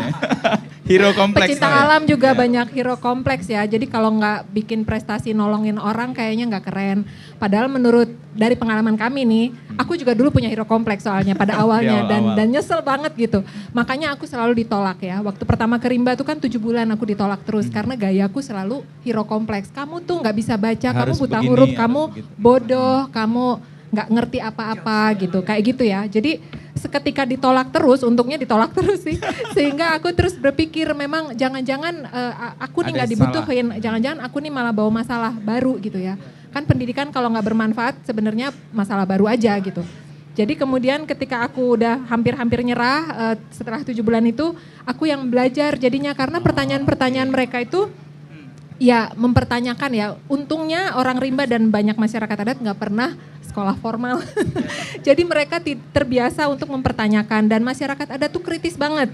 Dari kecil kan dia belajar membaca jejak beruang. Oke, berarti aku nggak lewat situ. Atau ini vegetasi makanannya misalnya harimau, aku nggak akan lewat situ. Jadi itu sangat komprehensif pengetahuannya. Aku dulu di kuliah tuh jadi instruktur survival. Padahal aku kan pecinta alam nih waktu kuliah. Ke Rimba masang jerat tuh nggak pernah dapet. Sama anak 6 tahun diketawain, kamu nggak membaca arah mata angin, kamu nggak membaca vegetasi. Iya, ini sampai kapanpun nggak bakal dapet. Ini daun lirik kancil, makanannya beruang. Ini kecerdasan yang non formal. Iya, landak nggak bakalan lewat sini, keburu dimakan sama tuh beruang misalnya. Jadi pengetahuan mereka tuh komprehensif dan semua mata pelajaran bersatu di situ, nggak kayak kita dipisah-pisah. Padahal hidup kita nggak terpisah-pisah, hidup kita tuh blending gitu ya. Jadi mereka mempertanyakan itu. Aku jadi malu gitu ya. Bahkan ketika dibawa ke Jakarta, pemikiran-pemikiran kritis itu mempertanyakan segala macam tuh belajar. Aku jadi kemudian sadar sebetulnya yang harus jadi guru kita adalah orang yang akarnya Indonesia ya. Maksudnya kita kan ke barat terus padahal cuacanya nggak barat apa segala macam ya. Rumah panggung diganti rumah tembok, makanya gempa hancur semua yang gitu-gitu. Jadi aku tuh kemudian jadi belajar gitu kayak mereka nih ke Jakarta misalnya nanya, kenapa kok nyebrang diseberangin satpam orang-orang di sekolah? Emang di sekolah nggak belajar nyebrang yang gitu-gitu kan? Terus kenapa anak kecil di TK disuapin makannya, di sekolah nggak belajar makan sendiri yang gitu-gitu. Jadi pertanyaan mereka tuh sangat sehari-hari, operasional sehari-hari. Dan aku jadi belajar bahwa pendidikan kita itu terlalu fokus ke masa depan, melupakan hari ini gitu. Jadi padahal kalau kita sudah sampai di masa depan, tantangannya udah beda lagi tuh. Kayak gitu. Jadi ketika aku ngajarin orang rimba, ilmu-ilmu yang kayaknya buat masa depan, mereka tuh tanya gitu, ini untuk apa? Apa gunanya buat kami? Apakah ini bisa buat ngusir logging, pebalok hari ini? Apakah bagi-bagian sama koma-koma tuh 0,5 apa yang nggak masuk akal itu bisa membantu aku misalnya menyehatkan orang tuaku yang sakit misalnya atau dapat buah-buahan. Jadi menurut aku nyambung ke pertanyaan Mas Dama ya tadi ya elit atau eksklusif itu justru kali karena kita memisahkan diri dari pengetahuan vernakular, pengetahuan sehari-hari orang-orang di sekitar kita gitu. Dan gak harus ke rimba atau kemana ya, kayak sebenarnya sekitar kita ya. Aku mungkin ke rimba karena kayak itu tadi aku gak kenal kiri kanan banget. Aku rindu berada di komunitas yang kenal satu sama lain dan dekat ke alam dan melakukan sesuatu gitu loh. Kayak perjuangannya apa gitu, jadi punya dunianya sendiri yang dia bisa merdeka untuk capai kayak gitu. Dan aku sedih karena mereka kok hidup seperti itu nggak boleh, kok diganggu terus gitu. Jadi awalnya sih sebenarnya bukan modern kan atau memuseumkan, tetapi kenapa sih mereka nggak bisa memilih hidupnya sendiri gitu, membantu itu aja sih. Dan yang banyak hilang dari sistem pendidikan kita itu kan kemampuan berpikir kritis seperti anak-anak di rimba itu. Ya. Aku sampai merinding. Iya. Aku nggak pernah kerimbat. Kalau nggak pernah kerimbat, gue percaya. Bukan, pada titik itu kita selalu merasa hero, ternyata zero di mata mereka. Zero. Karena kita tidak mau belajar gitu. Ya. Penanya kedua. Siapa mau tanya? Gue nantang nih penanya kedua sama untuk penanya pertama, saya akan kasih 3 buku saya. Oh itu dia, oke. Ini teman dari humasnya Baitul Mal Hidayatullah nih, BMH. Baik, terima kasih para narasumber yang sangat inspiratif. Saya kemudian ingin berangkat dari pernyataan Bu Inayah tentang tokoh itu harus kita hadirkan sehari-hari. Saya kira ini sangat menarik. Ya, apalagi hari ini anak-anak muda itu ke bioskop lihat tokoh yang nggak ada. Ya, gitu kan. Seperti Spiderman dan seterusnya, seperti itu. Nah, saya kira ini adalah langkah yang paling tepat untuk menjawab kegelisahan bagaimana ide, bahkan kalau perlu kegelisahan seorang Hasyim Asy'ari, kegelisahan seorang Gus Dur, bahkan kegelisahan yang tadi tentang rimba, itu ada di dalam diri kita dan bisa kita transfer tuh kepada anak-anak kita. Nah, kira-kira apa yang penting, langkah yang kita perlukan, bisakah itu kemudian menjadi sebuah nyawa yang hadir ke kampus hari ini, sehingga kampus itu, bolehlah kampus itu elit, tapi seperti pohon. Kalau sudah akarnya tidak ke bumi, mau kemana dia? Kira-kira akan seperti itu. Nah, kenapa kemudian kapitalisme pada saat yang sama menghadirkan situasi tragis, bagaimana orang-orang tunawisma di barat juga tidak terelakkan dan seterusnya. Ini kan menunjukkan bahwa apa yang dianggap dan didewakan manusia kalau dia tidak mengakar ke bumi, pasti tragedi yang terjadi. Nah, apa langkah yang kita bisa lakukan? Yang kedua, ke media. Seperti apa? Media kita ini selalu ingin mendapatkan sesuatu yang masyarakat tertarik, tapi apakah masyarakat mendapatkan sebuah hal yang bermutu dari yang dibaca? Itu kampus, media, dan komunitas kira-kira seperti apa gerakannya? Dan kalau penting dilakukan sebuah kolaborasi, langkah-langkahnya kira-kira seperti apa? Terima kasih. Keren nih. Pertanyaannya nih. Kalau sudah tidak mengakar ke bumi mau kemana? Kemana? Ya. Gus Durian dulu deh. Enggak, aku selalu terpesona dengan mengakarnya soal keberagaman itu loh. Itu yang saya bilang, tanpa perintah dari pusat, tentang tema keberagamannya itu ada di semua Gus Durian di seluruh Indonesia gitu. Ya, bagaimana merawat itu gitu kan? Iya, nggak ada perintah sih. Kalau di kami nggak ada perintah dari pusat, nggak ada. Paling biasanya mereka akan nanya ketika misalnya ada isu gitu yang terjadi. Ini standpoint kita di mana gitu. Misalnya kayak kemarin gitu, ketika ada keputusan misalnya, pemerintah memberikan konsesi tambang gitu ya. Ini keputusan kita apa gitu. Ya udah, maka kita akan membahas itu bersama-sama gitu, terus keputusannya kita nolak gitu misalnya, yang kayak gitu-gitu. Adanya kayak gitu. Tapi sebenarnya tadi itu pertanyaannya, saya sebenarnya sangat berharap saya yang jawab paling belakang supaya saya bisa nyontek, karena tadi pertanyaannya itu sebenarnya memang sangat fundamental, tapi jadi PR buat semua orang gitu. Kemudian, gugatan soalnya itu. Iya betul. Sebenarnya kalau mau ditanya apa yang perlu dilakukan, ya ini yang sebenarnya jadi alasan utama kenapa kami melakukan minimal kami di Gus Durian misalnya, atau saya misalnya membuat narasi di museum misalnya, atau kalau saya pribadi kemudian saya misalnya bergabung di kelompok yang lain dan segala macam, itu berangkatnya sebenarnya dari keresahan yang sama gitu. Sebenarnya mesti ngapain nih, mau apa gitu. Kalau yang tadi tokoh itu, hari ini kan kita jadi kayak defisit nih gitu. Kita nggak lihat itu di banyak tempat. Bahkan yang terjadi malah sebenarnya para tokoh-tokoh yang sering kali kemudian muncul dan menjadi sangat populer, itu bukan karena kemudian mereka dampak dari tindakan mereka yang notabene membuat perubahan gitu. Misalnya seorang Prananda atau seorang Juli atau seorang Butet itu berapa sih kemunculannya di media-media umum gitu, berapa sih gitu.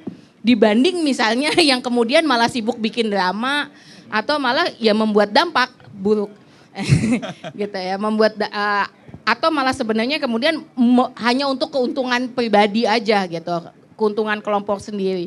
Nah ini yang sebenarnya kemudian apa yang dilakukan oleh teman-teman Palmerayu hari ini itu yang sebenarnya jadi sangat penting, karena ini mempertemukan banyak orang yang moga-moga kalau tadi katanya Mas Juli, nggak ada yang kebetulan hari ini kita ketemuan di sini gitu. Jadi itu kemudian jadi nular. Harapannya sih ini yang jadi gelombang besar nantinya. Saya mau cerita sedikit. Beberapa bulan lalu saya dan teman-teman aktivis, terutama aktivis hak asasi manusia, lingkungan hidup dan lain-lain, itu kami bersama-sama membuat Mahkamah Rakyat People Tribunal untuk mengadili seorang tokoh namanya Mulyono yang dianggap melakukan 10 nawadosa, yang dianggap melakukan nawadosa. 9, sorry. Maaf matematika saya jelek. Dianggap melakukan nawadosa gitu ya. Jadi kami menghadirkan korbannya, kemudian menghadirkan ini benar-benar tribunal asli gitu. Jadi ada hakim, kemudian ada pendamping, ada penuntut dan segala macam gitu. Semuanya ada lengkap kecuali yang dituntut gitu ya. Nggak hadir gitu. Jadi ini benar-benar asli. Nah, saya mau cerita, ada seorang panitia saat kami lagi persiapan gitu ya, itu ngomong gini di salah satu meeting, bikin kayak gini nih efektif nggak sih? Ada gunanya nggak? Toh kita nggak pernah benar-benar bisa mengadili dia. Toh orang-orang yang kemudian bertanggung jawab atas begitu banyak kerusakan, terhadap begitu banyak korban gitu ya, tetap bakal punya posisi jabatan, tetap akan senang-senang, ketawa-ketawa gitu. Sementara yang jadi korban tetap korban. Gitu. Terus saya bilang, tenang aja, santai, tenang aja. Kita bikin kayak gini, tenang aja, nggak ada yang support. Saya bilang gitu. Kita tetap akan diketawain, kita tetap akan dianggap gila, kita tetap akan dibully. Tenang aja, saya bilang. Dan itu benar, gitu. Di sosial media kita dibully dan segala macam. Tapi saya bilang, 10 tahun lagi, 15 tahun lagi, gelombang itu dimulainya hari ini loh. Kita akan jadi bagian dari gelombang nanti 10 tahun lagi, 15 tahun lagi. Gitu. Dan ternyata bahkan tanpa menunggu 10 tahun, 15 tahun, tanggal 22 kemarin, gelombang itu sudah terbentuk gitu. Dan itu bikin saya ngerasa wow gitu. Jadi maksud saya gini, kita nggak, kalau pertanyaannya kemudian mau ngapain, ya udah lakuin aja apa yang bisa dilakuin. jadi bagian dari pembuatan gelombang itu. Mau gelombangnya kebentuknya 10 tahun lagi, 15 tahun lagi, 20 tahun lagi atau apapun. Gak masalah, jalan aja. Kalaupun nanti tidak ada gelombang juga gak apa-apa. Saya ingat banget waktu kemarin kemudian PBNU mau yaitu ketika pemerintah bilang ini ormas agama bakal dapat tambang gitu. Saya termasuk yang keras banget menentang dan segala macam. Lalu teman-teman di NU tuh ngomong sama saya, kalau kita protes kayak gini, mereka akan membatalkan nggak keputusan untuk nggak ngambil? Enggak, saya bilang. Hah? Enggak. Ya terus kalau gitu ngapain kita protes? Saya bilang, karena itu menentukan posisi kita ada di mana. Kita ada di bagian mana, kita berdiri di mana. Itu aja yang bisa kita lakuin. Jadi apapun yang bisa kita lakuin hari ini ya kita lakuin.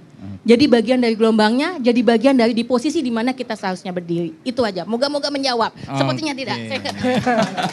Ini soal standpoint yang luar biasa nih. Iya. Berikutnya, memang dia harus yang pertama. Kalau yang terakhir dia menyimpulkan lebih gede gelombangnya, biarin aja di depan. Iya, kalau dari saya ya teman-teman bicara tentang tokoh ya. Tadi kan saya sedikit cerita bahwa di Jagakarsa itu ada situs makamnya Pangeran Jagakarsa. Di Kalibata tuh ada makam pahlawan gitu ya. Jadi agak sedikit kontradiktif nih gitu ya kalau kita butuh tokoh gitu.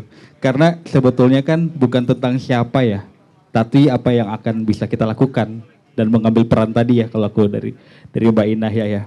Sama kalau kembali ke tentang berkomunitas itu sendiri ada sebuah mitos, Bang.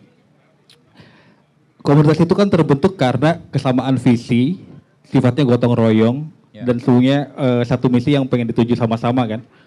Tapi ada mitos kalau di kota tuh, ketika komunitas dapat pendanaan, dimulai tuh tantangannya komunitas itu. Kadang dia bertahan, kadang dia bubar, gitu ya. Nah makanya berangkat dari yang sudah pernah terjadi, kita kalau di Jagakarsa tuh fokusnya bermajelis. Makanya tadi namanya tuh Majelis Sayur Jagakarsa. Jadi kita berdiri sama tinggi, duduk sama rata. Ada majelis sayur. Iya. Jadi kalau kita jalan pun, kita jalan berdampingan. Tidak ada siapa di depan, siapa di duluan. Itu kenapa kita memilih untuk bermajelis gitu.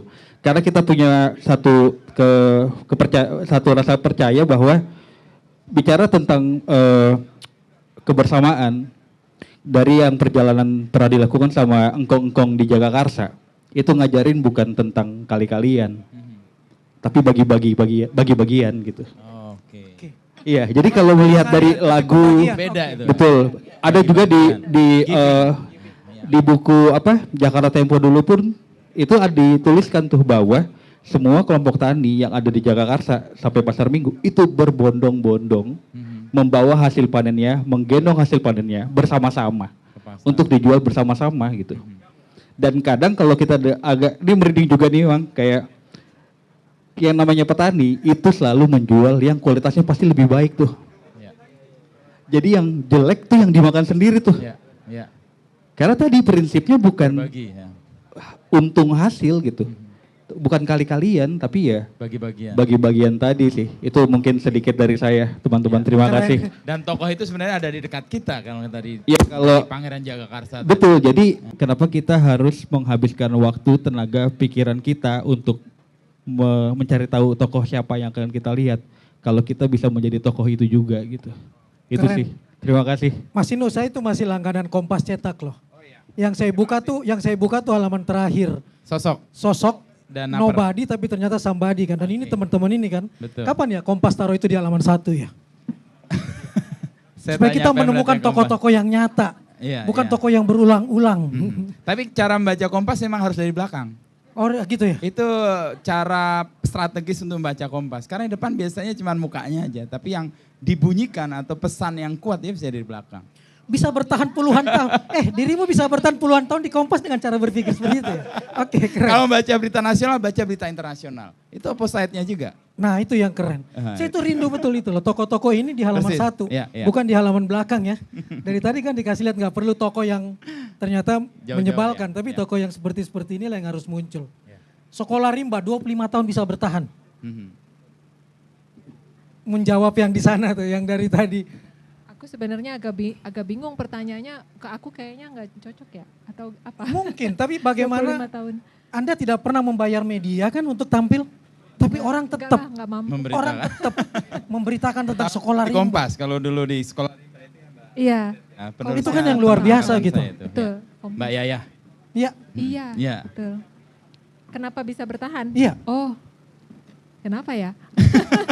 Saya juga bingung, tapi ya seperti yang tadi saya cerita, mungkin kita sebenarnya memang nggak dibiayain negara, nggak dibiayain siapa-siapa yang terikat gitu ya, dan kita dulu memulainya dari cari makan sendiri di rimba. Kebetulan kami pendirinya banyak yang pecinta alam, jadi kalau biarin di rimba pasti hidup lah gitu. Tahu mana yang beracun, bisa minimal cari keong sama tupai-tupai bisa lah gitu. Jadi bisa bertahan ya.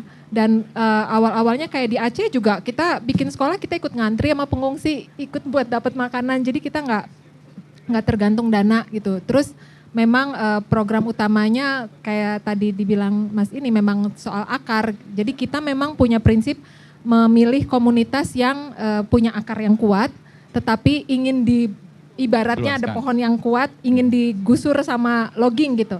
Kasihan kan, kenapa nggak kita bantu dia gitu. Tapi ada juga kok masyarakat adat yang akarnya udah nggak kuat, ingin ke tempat lain dipindah, ya itu hak mereka. Tapi kalau sekolah hanya mentargetkan masyarakat-masyarakat yang berakar kuat pada adatnya dan lingkungannya, tetapi tidak punya dukungan dan dirugikan karena tidak bisa baca tulis dan tidak mengerti hukum dan hak-haknya gitu.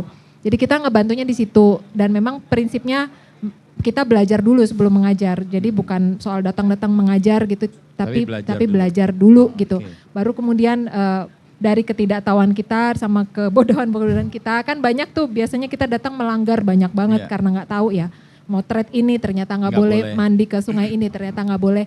Jadi dari situ gitu, dan kalau saya sih percaya nggak mau menerapkan satu sistem yang baku untuk satu tempat, karena kami percaya setiap komunitas punya apa ya istilahnya ontologinya, kebenarannya masing-masing, punya world view, pandangan terhadap bumi, surga neraka segala macam masing-masing gitu, karena mereka punya kepercayaan sendiri yang asli dari dulunya gitu ya. Jadi itu biasanya kita masukkan ke dalam pelajaran sehari-hari. Jadi pelajaran kita tuh biasanya ada literasi dasar. Nah di literasi terapan itu tetua-tetua adat jadi gurunya juga untuk mengajarkan persoalan sehari-hari. Tetapi dengan gaya mereka, bukan gaya kita yang kelas kayak gini ya. Jadi kalau selonjoran, kalau gelantungan di pohon ya gelantungan, atau kalau lagi sidang adat ya itu pelajaran kayak gitu. Karena model mereka punya sendiri cara pembelajarannya. Dan kalau belajarnya kita nggak punya jam sekolah.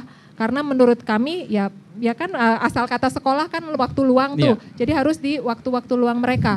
Kita sering ya kayak misalnya anak nelayan harusnya pergi ke laut untuk ambil ikan, digantikan waktunya untuk sekolah. Akhirnya kan setelah tamat SD misalnya nggak bisa lagi mancing ikan gitu. Jadi itu digantikan oleh cara belajar kita yang kita adopsi dari barat kayak gitu kan. Padahal di barat itu kenapa liburnya di tengah-tengah tahun? Karena di tengah tahun itu musim panen. Jadi anak-anak harus libur untuk membantu orang tuanya panen. Di musim panas kan kayak gitu. Kita ikut-ikutan, padahal kita nggak ada tuh musim panas di Juni sampai Agustus misalnya.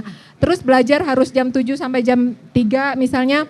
Itu ikut-ikutan di barat, kenapa? Karena orang tuanya pulang pabrik misalnya. Tapi kita waktunya harus menanam diganti ke sekolah. Waktunya harus memangkur sagu yang jam 6 sampai jam 10 digantikan ke sekolah. Makanya di Papua banyak orang tua mengambil muridnya dari asrama ini ya. Karena di asrama kan ya nggak bakal belajar berburu, nggak bakal belajar apa. Tetapi selalu selalu dimarahin, kamu kok berubah, nggak sayang kebudayaan kamu. Ya wong sekolahnya aja memisahkan diri dari budaya gitu. Jadi kalau di sekolah sih percaya sekolah yang terutama adalah sekolah yang diajarkan oleh keluarga dan alam yang ada di situ. Dan kalau di situ masih banyak ular kobra, berarti mereka harus belajar cara mengobati gigitan ular kobra, itu kurikulum utama.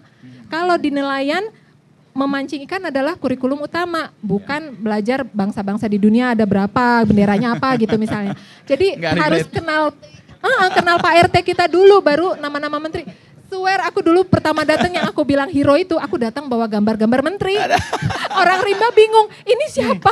Ini menteri pertanian, ini menteri ini. Generasi HPU, generasi dengan pengetahuan umum itu bukunya. Aku tuh sampai kalau sekarang kalau mikir ya ampun kok bisa sebrutal itu ya. Terus mereka bilang ini siapa? Ini menteri, ini menteri. Dia Dan kenal nggak sama aku? Dia nanya, dia kenal nggak sama aku? Ya enggak. Terus kenapa aku harus kenal dia gitu ya? Terus kalau kita ngadu soal kehutanan, dia denger nggak? Ya, kamu tahu nggak ibu guru caranya ngubungin menteri kehutanan kalau kami mau ngadu hutan kami? Tahu nggak ngubungin dia? Enggak. Terus buat apa aku kenal orang yang nggak kenal aku kayak gitu-gitu? Jadi dan di sekolah Rimba kan nggak harus ada foto presiden wakil presiden kan nih? Enggak. Aman lah kalau itu.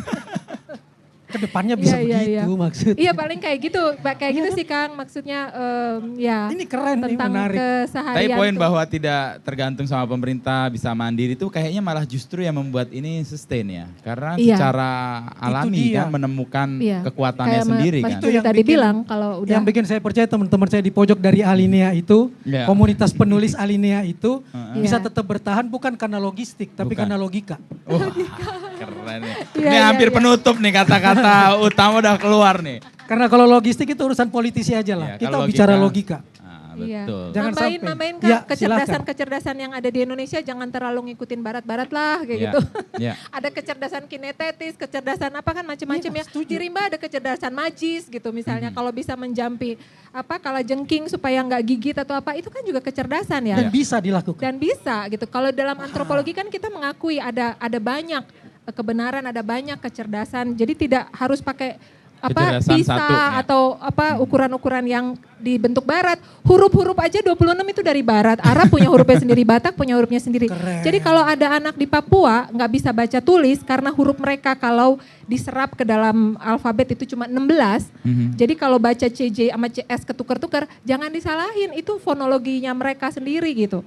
Jadi kecerdasan kita harus kita bentuk sendiri, harus kita percaya sendiri, bikin SDG sendiri, Sustainable Development Goal sendiri, khas Indonesia. Kalau ngejar mah nggak bakalan ketinggalan kan, ngejar barat. Namanya juga ngejar terus selamanya.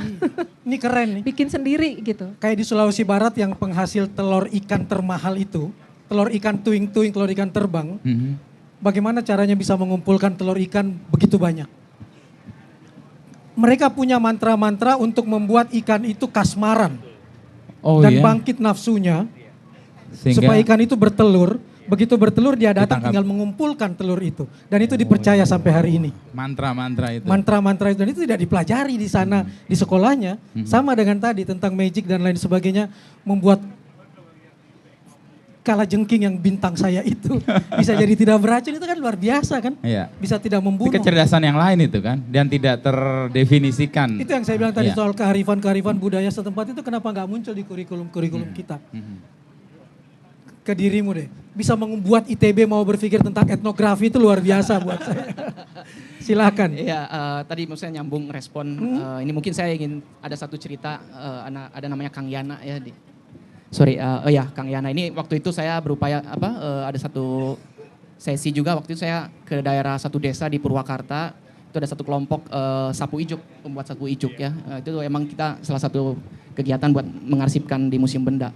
Nah, yang menarik itu ada Kang Yana namanya, dia salah satu yang tetuanya di situ. Dan saya ikutin tiap hari tuh, maksudnya dari pagi sampai sore tuh ngikutin. Jadi ternyata tiap pagi si Kang Yana itu bangun subuh, sholat, abis itu dia ada kegiatan ke pohon aren. Ya, dia manjat tuh, ambilin ijuk tiap hari, lalu dia potong-potong bawa ke desanya, lalu dibikin jadi sapu. Dan itu saya nyobain naik pohon aren itu kan susah banget ya, susah terus banyak semut macem-macem lah gitu-gitu. Sampai sayanya coba interview juga ya, Kang Yana kenapa sih mau-mauan ngambil pohon ijuk gitu ya, ngambil ijuk di pohon aren kan susah begitu ya. Dan dia dengan ketawa-ketawa simple cerita ya, saya mah di sini ya masyarakat di sini mah percaya kalau misalkan ngambilin ijuk di pohon aren itu kan jadi segar. Kayak ibarat nama jika kayak bapak, saya kan botak gitu, dia emang kebetulan botak, kan selegar gitu ya. Kan segar, saya juga digundul gini segar. Nah di sini mah percaya pokoknya kalau pohon aren diambilin ijuknya jadi segar, pohonnya tumbuh besar, buah arennya jadi manis, dan musang datang dan nyebarin lagi. Sembari ketawa, mungkin dia karena tahu mungkin ini nggak scientific atau apa. Tapi menurut saya poinnya adalah bagaimana masyarakat di situ sangat-sangat betul-betul respect terhadap pohon aren dan melakukan memperlakukan pohon itu sama seperti dia begitu ya. Manusia gitu itu juga. Makhluk ya. Makhluk juga yang mana itu memberi kehidupan bagi dia. Nah, itu yang sebenarnya akhirnya di praktik-praktik kerajinan terutama itu hilang. Dalam artian selalu sekarang dilihat industri sektor kerajinan itu selalu ditekan berapa jualnya, berapa produksinya. Sampai hilang pengetahuan-pengetahuan itu. Nah, ada satu momen juga waktu itu kami ke NTT di daerah Larantuka. Kami ada satu dokumen yang dibikin di era kolonial Belanda 1920. Itu sebenarnya ada satu proyek oleh antropolog juga mengarsipkan cara tenun, cara nganyam bambu, lontar dan lain-lain. Nah, kebetulan ada satu section tentang anyaman lontar di daerah NTT. Nah, ini kami bawa itu ke teman-teman di NTT di Larantuka, ketemu para perajin lontar dan kami lihat kakak-kakak ini ada nggak kayak sendal dari lontar, gayung dari lontar, macam-macam produk dan wah udah nggak ada ini mah zaman kakek nenek saya yang bikin. Wah gimana nih dan banyak banget karena sekarang lontar di sana ya umumnya hanya basket-basket untuk dijual begitu ya. Nah akhirnya di situ kita berpikir bisa nggak dibikin lagi begitu dan itu cukup prosesnya lama untuk menemukan lagi weaving teknik yang sama dan seterusnya bikin sendal lagi itu ternyata susah. Craftsmanship-nya juga udah hilang. Craftsmanship-nya udah shifting akhirnya untuk kebutuhan industri kan. Nah akhirnya disitulah kita akhirnya membuat lagi merekonstruksi ulang skill-skill atau teknik-teknik yang hilang dengan meniru dari foto aja dulu gitu. Ya. Nah akhirnya itu kita arsipkan lagi dan lain-lain. Nah itu yang museum benda digital itu ya? Iya itu kita lakukan gitu. Jadi sebenarnya di dunia desain itu kan selalu atau ya engineering gitu ya. Selalu berpikir apa yang bisa kita lakukan masa depan dan kadang lupa apa yang terjadi di masa lalu gitu ya. Terutama misalkan pendidikan desain di sini selalu menunjuk ke barat begitu ya. Bahwa sebetulnya merevive apa yang hilang ya dan mempelajari dari apa yang hilang dan merekonstruksi ke depan itu sebetulnya juga satu hal yang penting untuk mendirect mengarahkan kita ke depan tuh mau kemana. Mau ngapain begitu, tadi ya. Kan? Itu kan pentingnya arsip salah satunya di situ. Itu salah satunya kan? arsip Peta tuh hilang. jalan ke depan tuh ada di belakang. Betul gitu. Nah, klaim tadi itu betul-betul harus dibudayakan banget ya. Dan sebetulnya saya akhirnya coba bikin video tuh kayak Kang Yana bikin sekitar interview dan lain-lain. Cobalah bikin di YouTube atau apa memang view-nya kurang gitu ya. Tadi yang nyebut media dan saya lihat memang media itu sekarang udah mulai beragam. Ada medium yang media, ada juga yang alternatif kan. Terus saya penasaran kok ini susah banget sih orang nonton begitu ya. Dan saya lihat salah satu influencer yang cukup ternama, saya lihat video apa sih yang paling terkenal ditonton gitu ya salah satu ini. Saya lihat sampai puluhan juta. Dan ternyata isinya si A ini di prank pakai duren. Itu view-nya kenceng banget. Buset, saya bikin video dokumenter begini susah banget ya dapat view-nya begitu. Nah, ini kan sebenarnya tantangan juga ya bagaimana bisa membuat ini mainstream apalagi sekarang saya tiap pagi nonton berita. Beritanya isinya politisi mulu begitu loh. Selalu diberikan informasi-informasi yang pesimis gitu. Dan ini kan massal ya. Dan nggak itu pernah terjadi ada kan efeknya bisa panjang. Anak kecil nonton politisi ribut gitu kan. Anak kecil nonton berita-berita lain. Kok nggak ada berita yang seperti ini ya kakak. Ini kritik juga buat media tadi yang disampaikan penanya tadi ya. Sesuatu yang selalu disampaikan dan itu pesimistis itu akan meluas dan efeknya adalah panjang itu tadi kalau lihat. Gitu kan. Nah itu jadi mungkin itu juga harus kita refleksikan bersama bahwa media pun juga beragam dan bagaimana kita juga bisa mendistribusikan ini dalam bentuk medium yang lain ya. Ada TikTok, ada Instagram, macam-macam kan. Apalagi TikTok katanya sekarang viewers TikTok beda dengan viewers X, beda dengan Instagram gitu beda. Kan. Tingkat intelektualnya gitu ya. Nah ini juga kayaknya harus kita pikirkan juga begitu. Itu aja sih.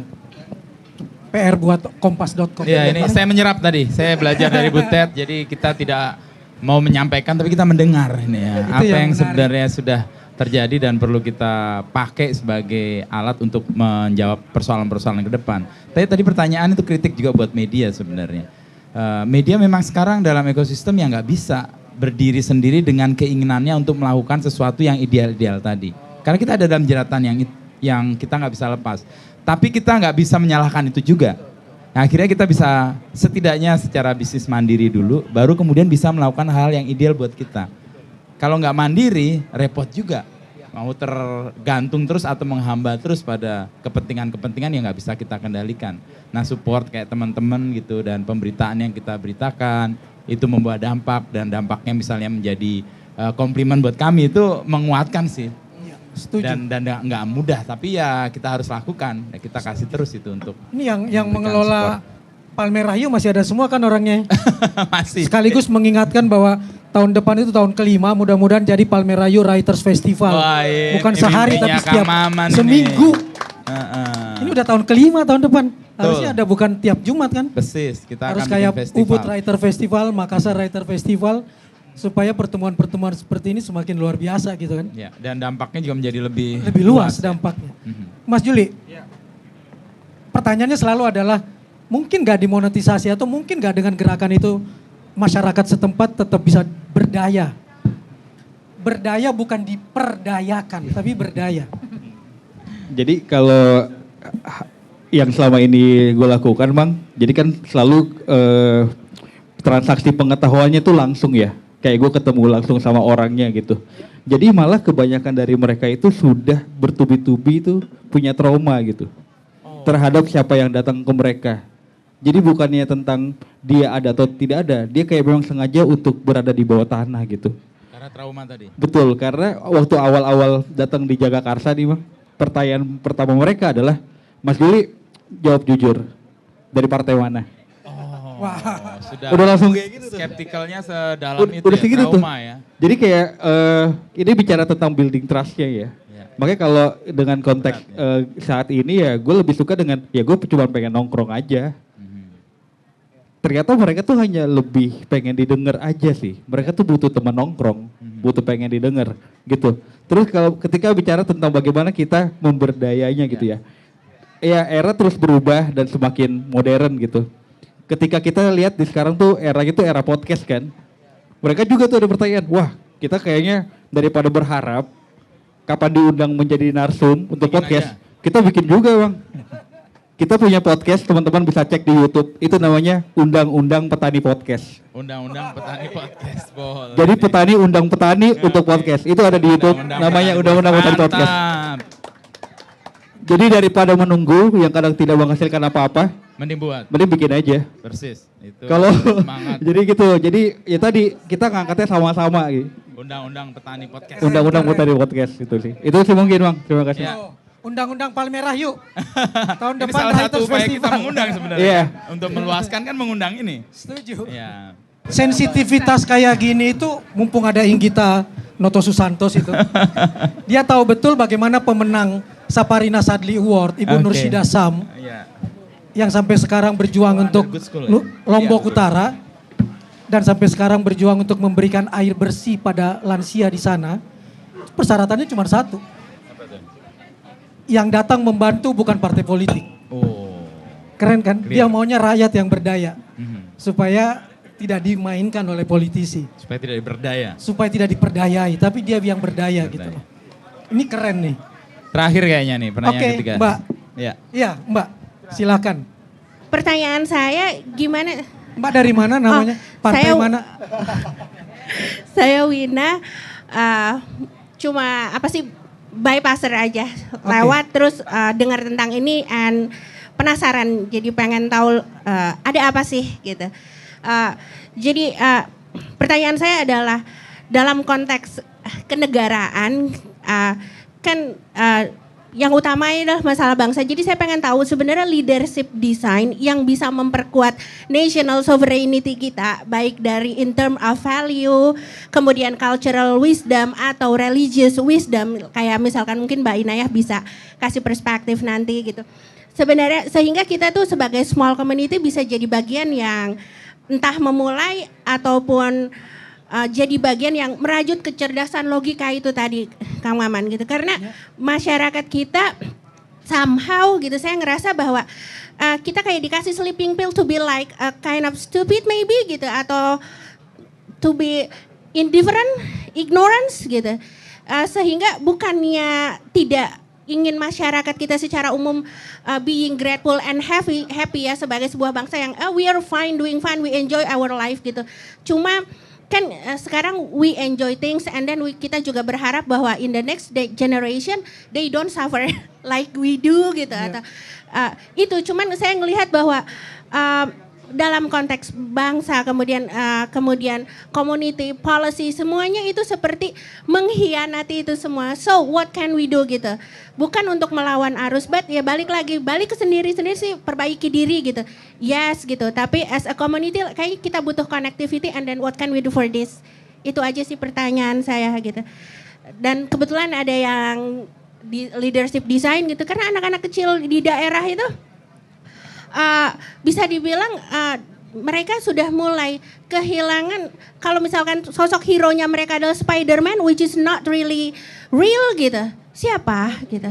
Sehingga itu tidak berbekas gitu. Sehingga konteks pahlawan itu benar-benar menjadi sangat dangkal, hanya sekedar tempelan kertas atau mungkin sablon di baju. Yes gitu. Kurang lebih gitu Kang Maman. Thank you so much for the opportunity. Makasih pertanyaanmu yang sangat ditunggu oleh Inai sebenarnya. Sampai jadi bingung tadi. Jadi ini harus terakhir menjawabnya. Pertanyaan bangsa dan negara. Iya, udah gitu ini terakhir, jangan di depan. Ini kalau gue guru nih ujian PPKN ini. Prananda dulu, ini yang menarik nih karena lagi-lagi leadership design. Dirimu bisa memunculkan leadership design itu yang keren dan diterima gitu loh. Betul. Jadi ya tadi terima kasih pertanyaannya itu bagus sekali begitu ya. Jadi sebenarnya kami terutama di keilmuan desain itu kan sebetulnya ketika membuat sesuatu, memilih warna, memilih material atau memilih siapa dan siapa, itu sebenarnya kita selalu bilang desain itu adalah akumulasi dari keputusan-keputusan kecil. Tapi apabila kita bicara tentang keputusan, di situ ada dimensi etika, ada dimensi moralitas, di situ kita bicara tentang keberpihakan, siapa kita mau membuat sesuatu gitu kan. Dan itu jarang sekali disadari, apalagi kita bicara tentang problem solving. Untuk siapa sih sebetulnya solusi ini? Ya teman-teman banyak lah teman-teman di desain grafis. Itu menurut saya paling berperan di garda terdepan. Dia yang membuat baligo caleg, ya. Dia yang membuat logo ulang tahun Indonesia misalkan. Ya baru di situ dibaliknya ada desain produk dan lain-lain. Memilih warna logo Kementerian A harus merah. Memilih warna kelompok itu kan sebetulnya banyak syarat kepentingan dan kadang kita sebagai yang eksekusi luput dengan kesadaran-kesadaran itu. Nah, dan tentunya cara kesadaran inilah akhirnya kita ingin coba latih di program kami sebetulnya begitu ya, bahwa kalian belajar di sini dan memutuskan kamu mengambil proyek di A, memutuskan kamu bekerja dengan siapa, itu sebenarnya harus dilandasi dengan kesadaran-kesadaran itu. Kamu mau berpihak ke siapa? Dan itu emang sulit karena kalau di sekolah ngajarin di kampus ya, ngajarin tentang metodologi, definisi-definisi teori, itu mah gampang. How to itu mah udah biasa, tapi mempertanyakan kenapa itu sangat sulit. Kenapa kamu akhirnya membuat kawasan untuk orang A? Kenapa kamu akhirnya membuat kebijakan hanya untuk entrepreneur B begitu? Itu tuh jarang sekali dipertanyakan. Ya. Nah, di sini kita sama-sama belajar, setidaknya kita belajar bertanya kenapa ya begitu. Sama teman-teman yang di sekolah di lapangan itu kan pertanyaan itu basic, kenapa ya gitu, bukan bagaimana begitu. Nah kadang itu di kurikulum resmi di kampus itu nggak pernah dipertanyakan. Kayak misalkan cara mengolah kayu, cara ini itu udah pastilah hatam lah. Tapi jarang sekali kita dipertemukan dengan pertanyaan-pertanyaan itu. Nah pertanyaan itu akan muncul kalau misalkan kita benar-benar belajar di lapangan. Itu kuncinya sebetulnya karena kita akan bertemu dengan orang baru. Connect dengan realita juga itu kan ya. Akhirnya kita balik aja tadi Ibu Butet bilang gitu ya. Balik ke kota ke apa, akhirnya kita mempertanyakan kenapa ya saya melakukan begini. Dan itu pertanyaan-pertanyaan kritis itu hanya bisa kita temukan kalau betul-betul belajar di lapangan. Dan saya selalu bilang begini, mahasiswa-mahasiswa saya selalu bilang gini, Pak misalkan nanya mencari data atau apa tuh bagaimana? Saya bilang big data itu ada di warung, saya bilang. Nongkrong gini tuh big data. Kenapa? Ya karena misalkan ke warung, kamu masuk ke desa, ketemu ini, yang tahu pertama pastinya yang punya warung, dia tahu gosip A, gosip B, gosip. Nah dari situ nanti kamu dikenali sama ketua desa ini, ketua ini. Di situ itu big data. Nongkrong, dan saya banyak sekali pengalaman bawa teman-teman yang kayaknya ke NTT waktu itu Lahan Tuka. Saya mau ketemu orang tokoh berpengaruh, harus ikut minum gosip apa namanya, buat tuak luar lontar gitu apa dan seterusnya. Nah, jadi sebenarnya pemimpin sesungguhnya adalah pemimpin yang betul-betul mau belajar dari masyarakat dan sebenarnya nggak usah perlu kita menyelesaikan itu sendiri. Cukup fasilitasi sebetulnya permasalahan atau solusi-solusi yang sudah ada di lapangan. Coba difasilitasi, di booster, ya pertemukan dengan yang lain-lain. Nah ini yang sebetulnya mulai miss ya, saya melihat tata negara saat ini itu nggak tahu ya, saya melihat bagaimana orang teknokrat nggak ada, intelektual nggak ada, komunitas nggak ada. Cuma satu golongan saja yang memang punya kapital begitu ya. Rata-rata entrepreneur semuanya begitu. Saya nggak menyalahkan, tapi milik tambang, milik ini. Itu yang akhirnya jadi menteri begitu. Dan saya sebetulnya juga bergabung juga di Akademi Ilmuwan Muda Indonesia. Berapa kali kita membuat ingin audiensi dan lain-lain. Nggak pernah diterima. ini percuma kita bikin surah apa gitu ya, tapi yang penting at least kita pernah membuat lah begitu. Betul. Nah jadi akhirnya sebetulnya di kurikulum yang kita lakukan di kampus ITB itu sebetulnya satu, belajar dari lapangan, kamu jangan sering-sering di kampus, justru kamu sering-sering di lapangan, balik ke sini ada ilmu baru apa, diskusikan, balik lagi ke sana gitu. Pokoknya intinya lebih banyak sering di lapangan. Itu sebetulnya, dan jangan cuma gimmick, intinya itu. Jangan cuma keperluan untuk ditonton. Betul. Ini keren nih.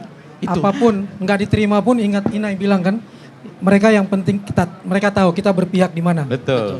Dan ketika turun ke rakyat tidak harus masuk gorong-gorong juga kan. Itu. Saya ngomong itu tadi. Memulai gelombang dan menjadi gelombang, bahwa itu yang gelombangnya menarik. akan membesar. Alhamdulillah, kalau enggak pun enggak masalah. Kita sudah mulai gelombang itu. Kita berpihak di mana itu yang menarik. Ya. Mas Juli. Mau respon tadi. Apa tuh? Suaramu pernah didengar Kementerian Pertanian nggak? Sejujurnya nggak tahu kan. Dan semoga yang kalau misalnya mau didengar itu sebetulnya bukan gua atau si Selarasanya, tapi teman-teman Majelis Sayur Jagakarsa. Jadi gue punya harapan kayak di Palmerah Yuk mungkin ada edisi bang, yang diundang tuh teman-teman Majelis Sayur Jagakarsa gitu. Jadi gue nggak cuma sekedar ngomong sih. Boleh, itu nanti Karena kita teman-teman buat Palmerah Yuk. semua itu. Satu Jagakarsa pindah ke Palmerah. Iya, jadi Majelis Sayur Jagakarsa itu terdiri dari kelompok tani dari tiap kelurahan yang ada di Jagakarsa. Kita setiap bulan itu selalu nongkrong dan terbuka. Kalau misalnya teman-teman pengen datang, terbuka banget. Ya. Kayak gitu. Filosofinya Selarasa apa sih? Dari nama. Oke. Jadi kalau Selarasa sendiri ini gue ada berlima sama teman-teman di ekosistem seni kontemporer di Good School. Sebetulnya ini hanya 3 hari dalam seminggu di mana kita bisa nongkrong. Selasa, Rabu, Sabtu. Selasa, Rabu, Sabtu. Selarasa. Bisa jadi gitu. Itu yang gue mau nanya, karena gue berpikirnya ada Gue pikir kaitan. keren banget nih Selarasa. Iya. Tapi itu Rabu, menarik. Sabtu. Selasa, Rabu. Tapi itu menarik banget bang, karena banyak banget yang datang ke tempat kita di Good School itu suka membuat penjelasan sendiri tentang Selarasa gitu. Bebas. Jadi kayak ini Selasa, adalah kolektif Rabu, seni dan pangan. Padahal ini kayak cuma 3 hari kita Sabtu. nongkrong gitu sih. Selasa, Rabu, Sabtu. Dan harus kebalik pakai bajunya. Ini Iya, di iya belakang. betul. Gue terbiasa dengan terbalik. Itu harusnya di belakang ya? Iya. Gue selalu terbiasa dengan pakai baju kebalik gitu. Gak tahu kenapa lebih nyaman Kebalik. ke belakang. Nah, itu, Baca koran dari itu yang belakang. gue mau bilang. Jadi yang penting itu kadang-kadang bukan di depan, yang di belakang. Rumah, kadang-kadang kita bilang yang paling berkuasa itu bapak. No, cek rumah masing-masing. Yang paling berkuasa siapa? Ibu, dapur. Nah, ibu ada masalah, goyang tuh keluarga. Setuju. Setuju Kan kan? tadi tak kira Selarasa itu ada kaitannya dengan warung sila. Oh, enggak, warung sila. Ada kan? Ada. Dia ngangguk iya. Warung sila. Butet. Ini yang menarik nih. Dan akhirnya orang tetap melirik. Negara pun akhirnya tetap melirik kok sekolah rimba. Iya dong. Dan tahu kok 25 sekolah tahun. rimba. Dan dia juga takut. Karena suaranya sekolah rimba mendunia tuh. Iya. Ini yang penting soal saya ada di mana. Mungkin negara nggak tahu, tapi dia dapat penghargaan dari UNESCO. Baru datang tadi malam gitu kan. Sekuat apa penghargaan internasional yang kemudian membuat negeri ini pun hati-hati sama sekolah rimba misalnya. Mudah-mudahan, Pak. Mudah-mudahan. Itu dia. Iya. Gua udah mau provokasi dia tetap damai. Mudah-mudahan. Tapi memang pernah ada kejadian sih Kang. Jadi Nah. sekitar berapa ya? Mungkin waktu kita mau bikin sekolah di Papua, kita bikin kayak seminar, ngumpulin orang-orang yang ahli Papua supaya memberi kita saran kan, biar nggak hero-heroan gitu. Tapi waktu itu kita sambil cerita bahwa yang udah kami lakukan 15 tahun ini gini. Terus ada orang-orang dari Bappenas, kementerian dan segala macam tuh bilang, wah Butet kalau pendekatan dibuat seperti ini, kurikulum di setiap komunitas itu sendiri-sendiri, itu biayanya besar, memerlukan waktu yang lama. Terus cara mengukur kesuksesannya, keberhasilannya bagaimana kalau semuanya beda-beda, customized gitu kan. Terus aku bilang ya kita memang 15 tahun ini semua komunitas sendiri-sendiri, cuman polanya samanya ya belajar dulu sebelum bikin apa gitu ya. Terus ya udah itu singkat cerita, udah nggak terjadi nih kita didukung. Nah tapi beberapa tahun kemudian sekolah-sekolah formal itu kan selalu ditinggalkan oleh masyarakat adat kan, karena mereka dikeluarkan dicabut dari akarnya. Model sekolahnya banyak asrama, sekolah formalnya selalu di jam-jam yang harusnya mereka belajar tentang kehidupannya mereka. Nah akhirnya setelah pada gagal, manggil deh. Butet sekarang deh kita mau dengerin lagi. Soalnya pada gagal nih. Wow. Karena mereka bilang itu mahal kan. Tapi kalau kita balikin, yang mahal mana? Mahalan mana? Gitu kan. Karena sekolah formal gedungnya aja berapa. Terus gurunya segala macam. Gurunya selalu dididik di Jakarta yang gak pernah belajar etnografi. Gak pernah belajar tentang situasi lokalnya. Sekolah kami kan semuanya dalam bahasa lokal masing-masing. Gurunya harus minimal 2 tahun di tempat itu. Kami tahu setiap anak nih siapa namanya, punya kakak adik berapa, orang tuanya kayak apa. Sukanya seperti apa. Iya, dan kita sekolahnya tuh available 24 jam. Jadi kalau anak-anak pulang berburu baru belajar, oke. Ya, jadi kalau belajar kayak gini ada yang ketiduran gak akan kita bangunin. Tidur gitu. Kancil lewat, ngejar kancil dulu, kejar kancil dulu gitu. Ada duren, kita makan duren dulu. Jadi benar-benar kita available. Jadi gak ada dalam 1 tahun ini pelajarannya ini ya. Enggak. Tapi kita punya pelajaran, ada yang 10 bulan, ada yang 3 tahun. Bebas, semua anak menentukan sendiri ritmenya ya. Kapan mau belajarnya gitu. Pertanyaannya, sorry saya potong. Enggak apa-apa. Ketika kurikulum Merdeka Belajar diterapkan, bertanya juga nggak ke kamu? Dan komunitas-komunitas seperti ini yang justru sudah menerapkan tentang Merdeka Belajar itu? Iya, aku lebih ke merdeka berpikir dulu lah sebelum merdeka belajar. Itu basic gitu. Iya, soalnya menurut saya merdeka belajar itu masih dalam proses metode, belum dalam praktek ya. Ideologi. Maksudnya ideologinya udah beda menurutku ya, karena tujuannya baru metode, cuma metodenya yang bebas. Tetapi tujuannya tetap nyari kerja kan, dan mendapat PISA yang tinggi. PISA itu kan ukuran nilai sekolah kan, berapa banyak diserap oleh industri. Jadi menurut aku Merdeka Belajar itu cuman caranya aja beda. Yang penting kamu harus tinggi ya di sini gitu. Jadi kalau menurut aku harus merdeka dari ideologinya dulu, bukan ideologi sih ya, paradigma lah. Merdeka berpikir, kritis berpikir, dan setiap anak bebas menentukan dia mau jadi apa dengan cara gimana. Yang penting dia tahu ya ini hal yang baik, ini buat komunitasnya, ini bermanfaat. Kalau menurut aku gitu, nggak ditanya Kang, aku nggak pernah ditanya. Cuman orang selalu berpikir, oh ya Butet melakukan kurikulum Merdeka Belajar gitu. Ya tetap menurutku ada baiknya ya Merdeka Belajar. Tapi kalau buat masyarakat adat jelas nggak cocok. Dan buat orang kota juga aku masih ragu dengan anak-anak yang harus dipatok misalnya lulus terus kerja atau apa gitu. Tapi ya kampus Merdeka kayak gitu itu ada bagus-bagusnya juga sih Kang. Enggak sepenuhnya jelek. Saya dapat titipan Kang Inaya closing statement. Berarti udah terakhir banget ini. Kan penutup sekalian jadi gongnya.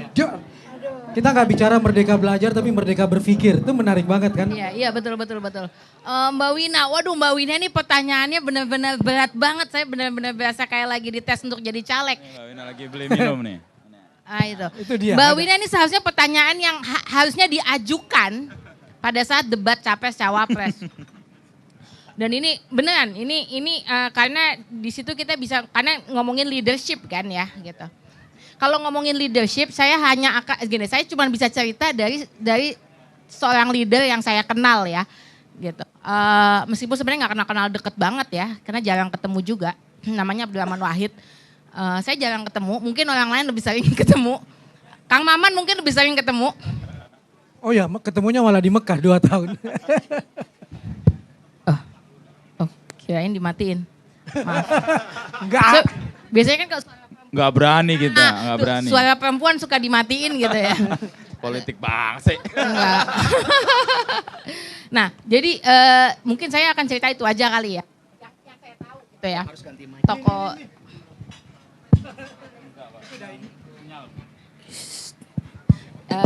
Sebagai seorang leader yang saya kenal gitu.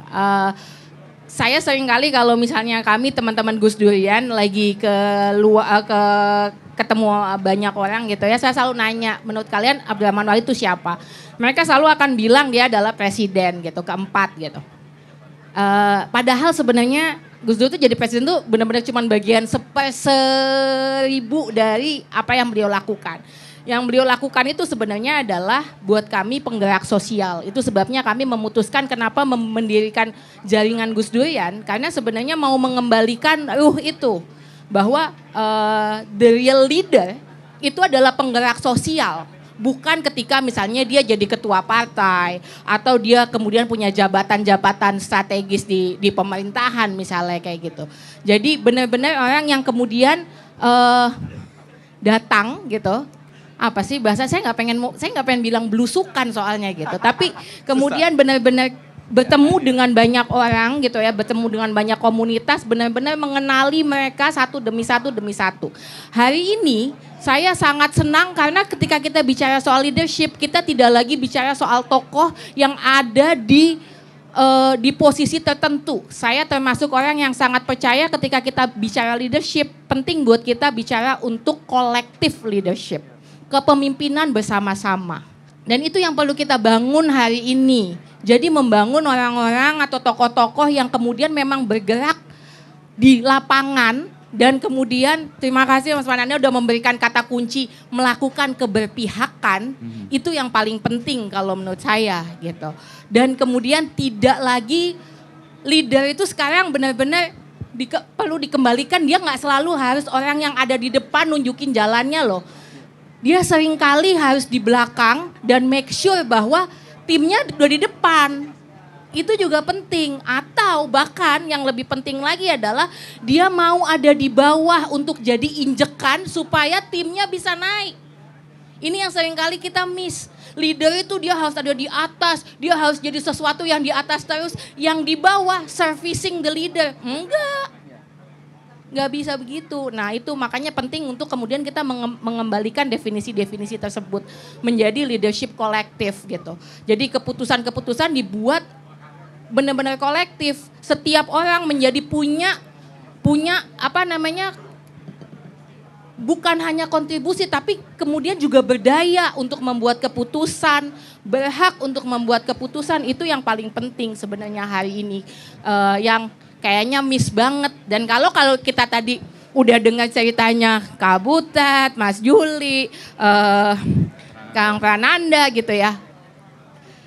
Ya emang PR-nya jauh banget, pendidikan kita jauh banget dari hal-hal tersebut nggak membawa kita ke situ gitu. Jadi ini pentingnya para tokoh-tokoh ini yang luar biasa untuk kemudian kita nih membuat mereka menjadi gelombang-gelombang yang jauh lebih besar lagi. Itu sih. Saya nggak tahu itu menjawab apa enggak. Kayaknya enggak ya, malah tambah bikin pusing ya. Semoga sih. Keren tapi. Bahwa the real leader itu ya penggerak sosial. Betul. Orang-orang yang ada di depan kita, narasumber kita hari ini adalah penggerak sosial yang kalau disatukan menjadi sebuah kekuatan yang kolektif. Kekuatan yang luar biasa. Makasih Inai. Wah. Iya, lebih sering saya ketemu Gus Dur daripada dirimu. Makasih Mas Prananda. Bukan anak ideologis. Anak ideologis yang punya banyak cerita. Makasih Mas Juli, Mbak Butet, makasih teman-teman. Ya. Terima kasih semua ya. Makasih Kang Maman. Makasih Inu. Terima kasih Palmerayu yang punya semangat untuk tahun depan Palmerayu Writing Festival. Wah, disebut lagi udah 3 kali. Kalau sampai nggak terwujud. Bukan cuma hari Jumat, seminggu masa Jakarta nggak punya Writers Festival gitu kan. Okay. Terima kasih, sampai bertemu di Jogja. Dan bertemu Jogja di bulan Oktober. Berikutnya. Orang Jogja udah datang di sini nih. Tommy, udah datang kan? Eugene Panji mana tadi? Eugene orang Kota Baru. Lagi jalan ya. Nah, itu. Kita bertemu lagi, saya juga besok sudah di Jogja untuk membicarakan soal ini. Lalu ke Solo. Bayangin nggak Mas Inu? Novel saya kan tentang trafficking dan perdagangan seksual kan? Ya. Tapi itu akan dibedah di Masjid Raya Syekh Sayed Solo setelah setelah sholat Isya besok. Lusa. Kasih kan, keren kan kalau orang terbuka seperti itu. Dan kata kunci di kita adalah memang soal narasi dan literasi. Saya kembalikan ke tuan rumahnya Mas Inu. Saya tidak akan menyimpulkan atau melanjutkan lagi karena waktunya sudah mepet untuk agenda berikutnya. Terima kasih semuanya yang sudah menyimak dan yang di sosial media tuh ya semua tuh banyak kita punya aktif. Ya. Thank you semua.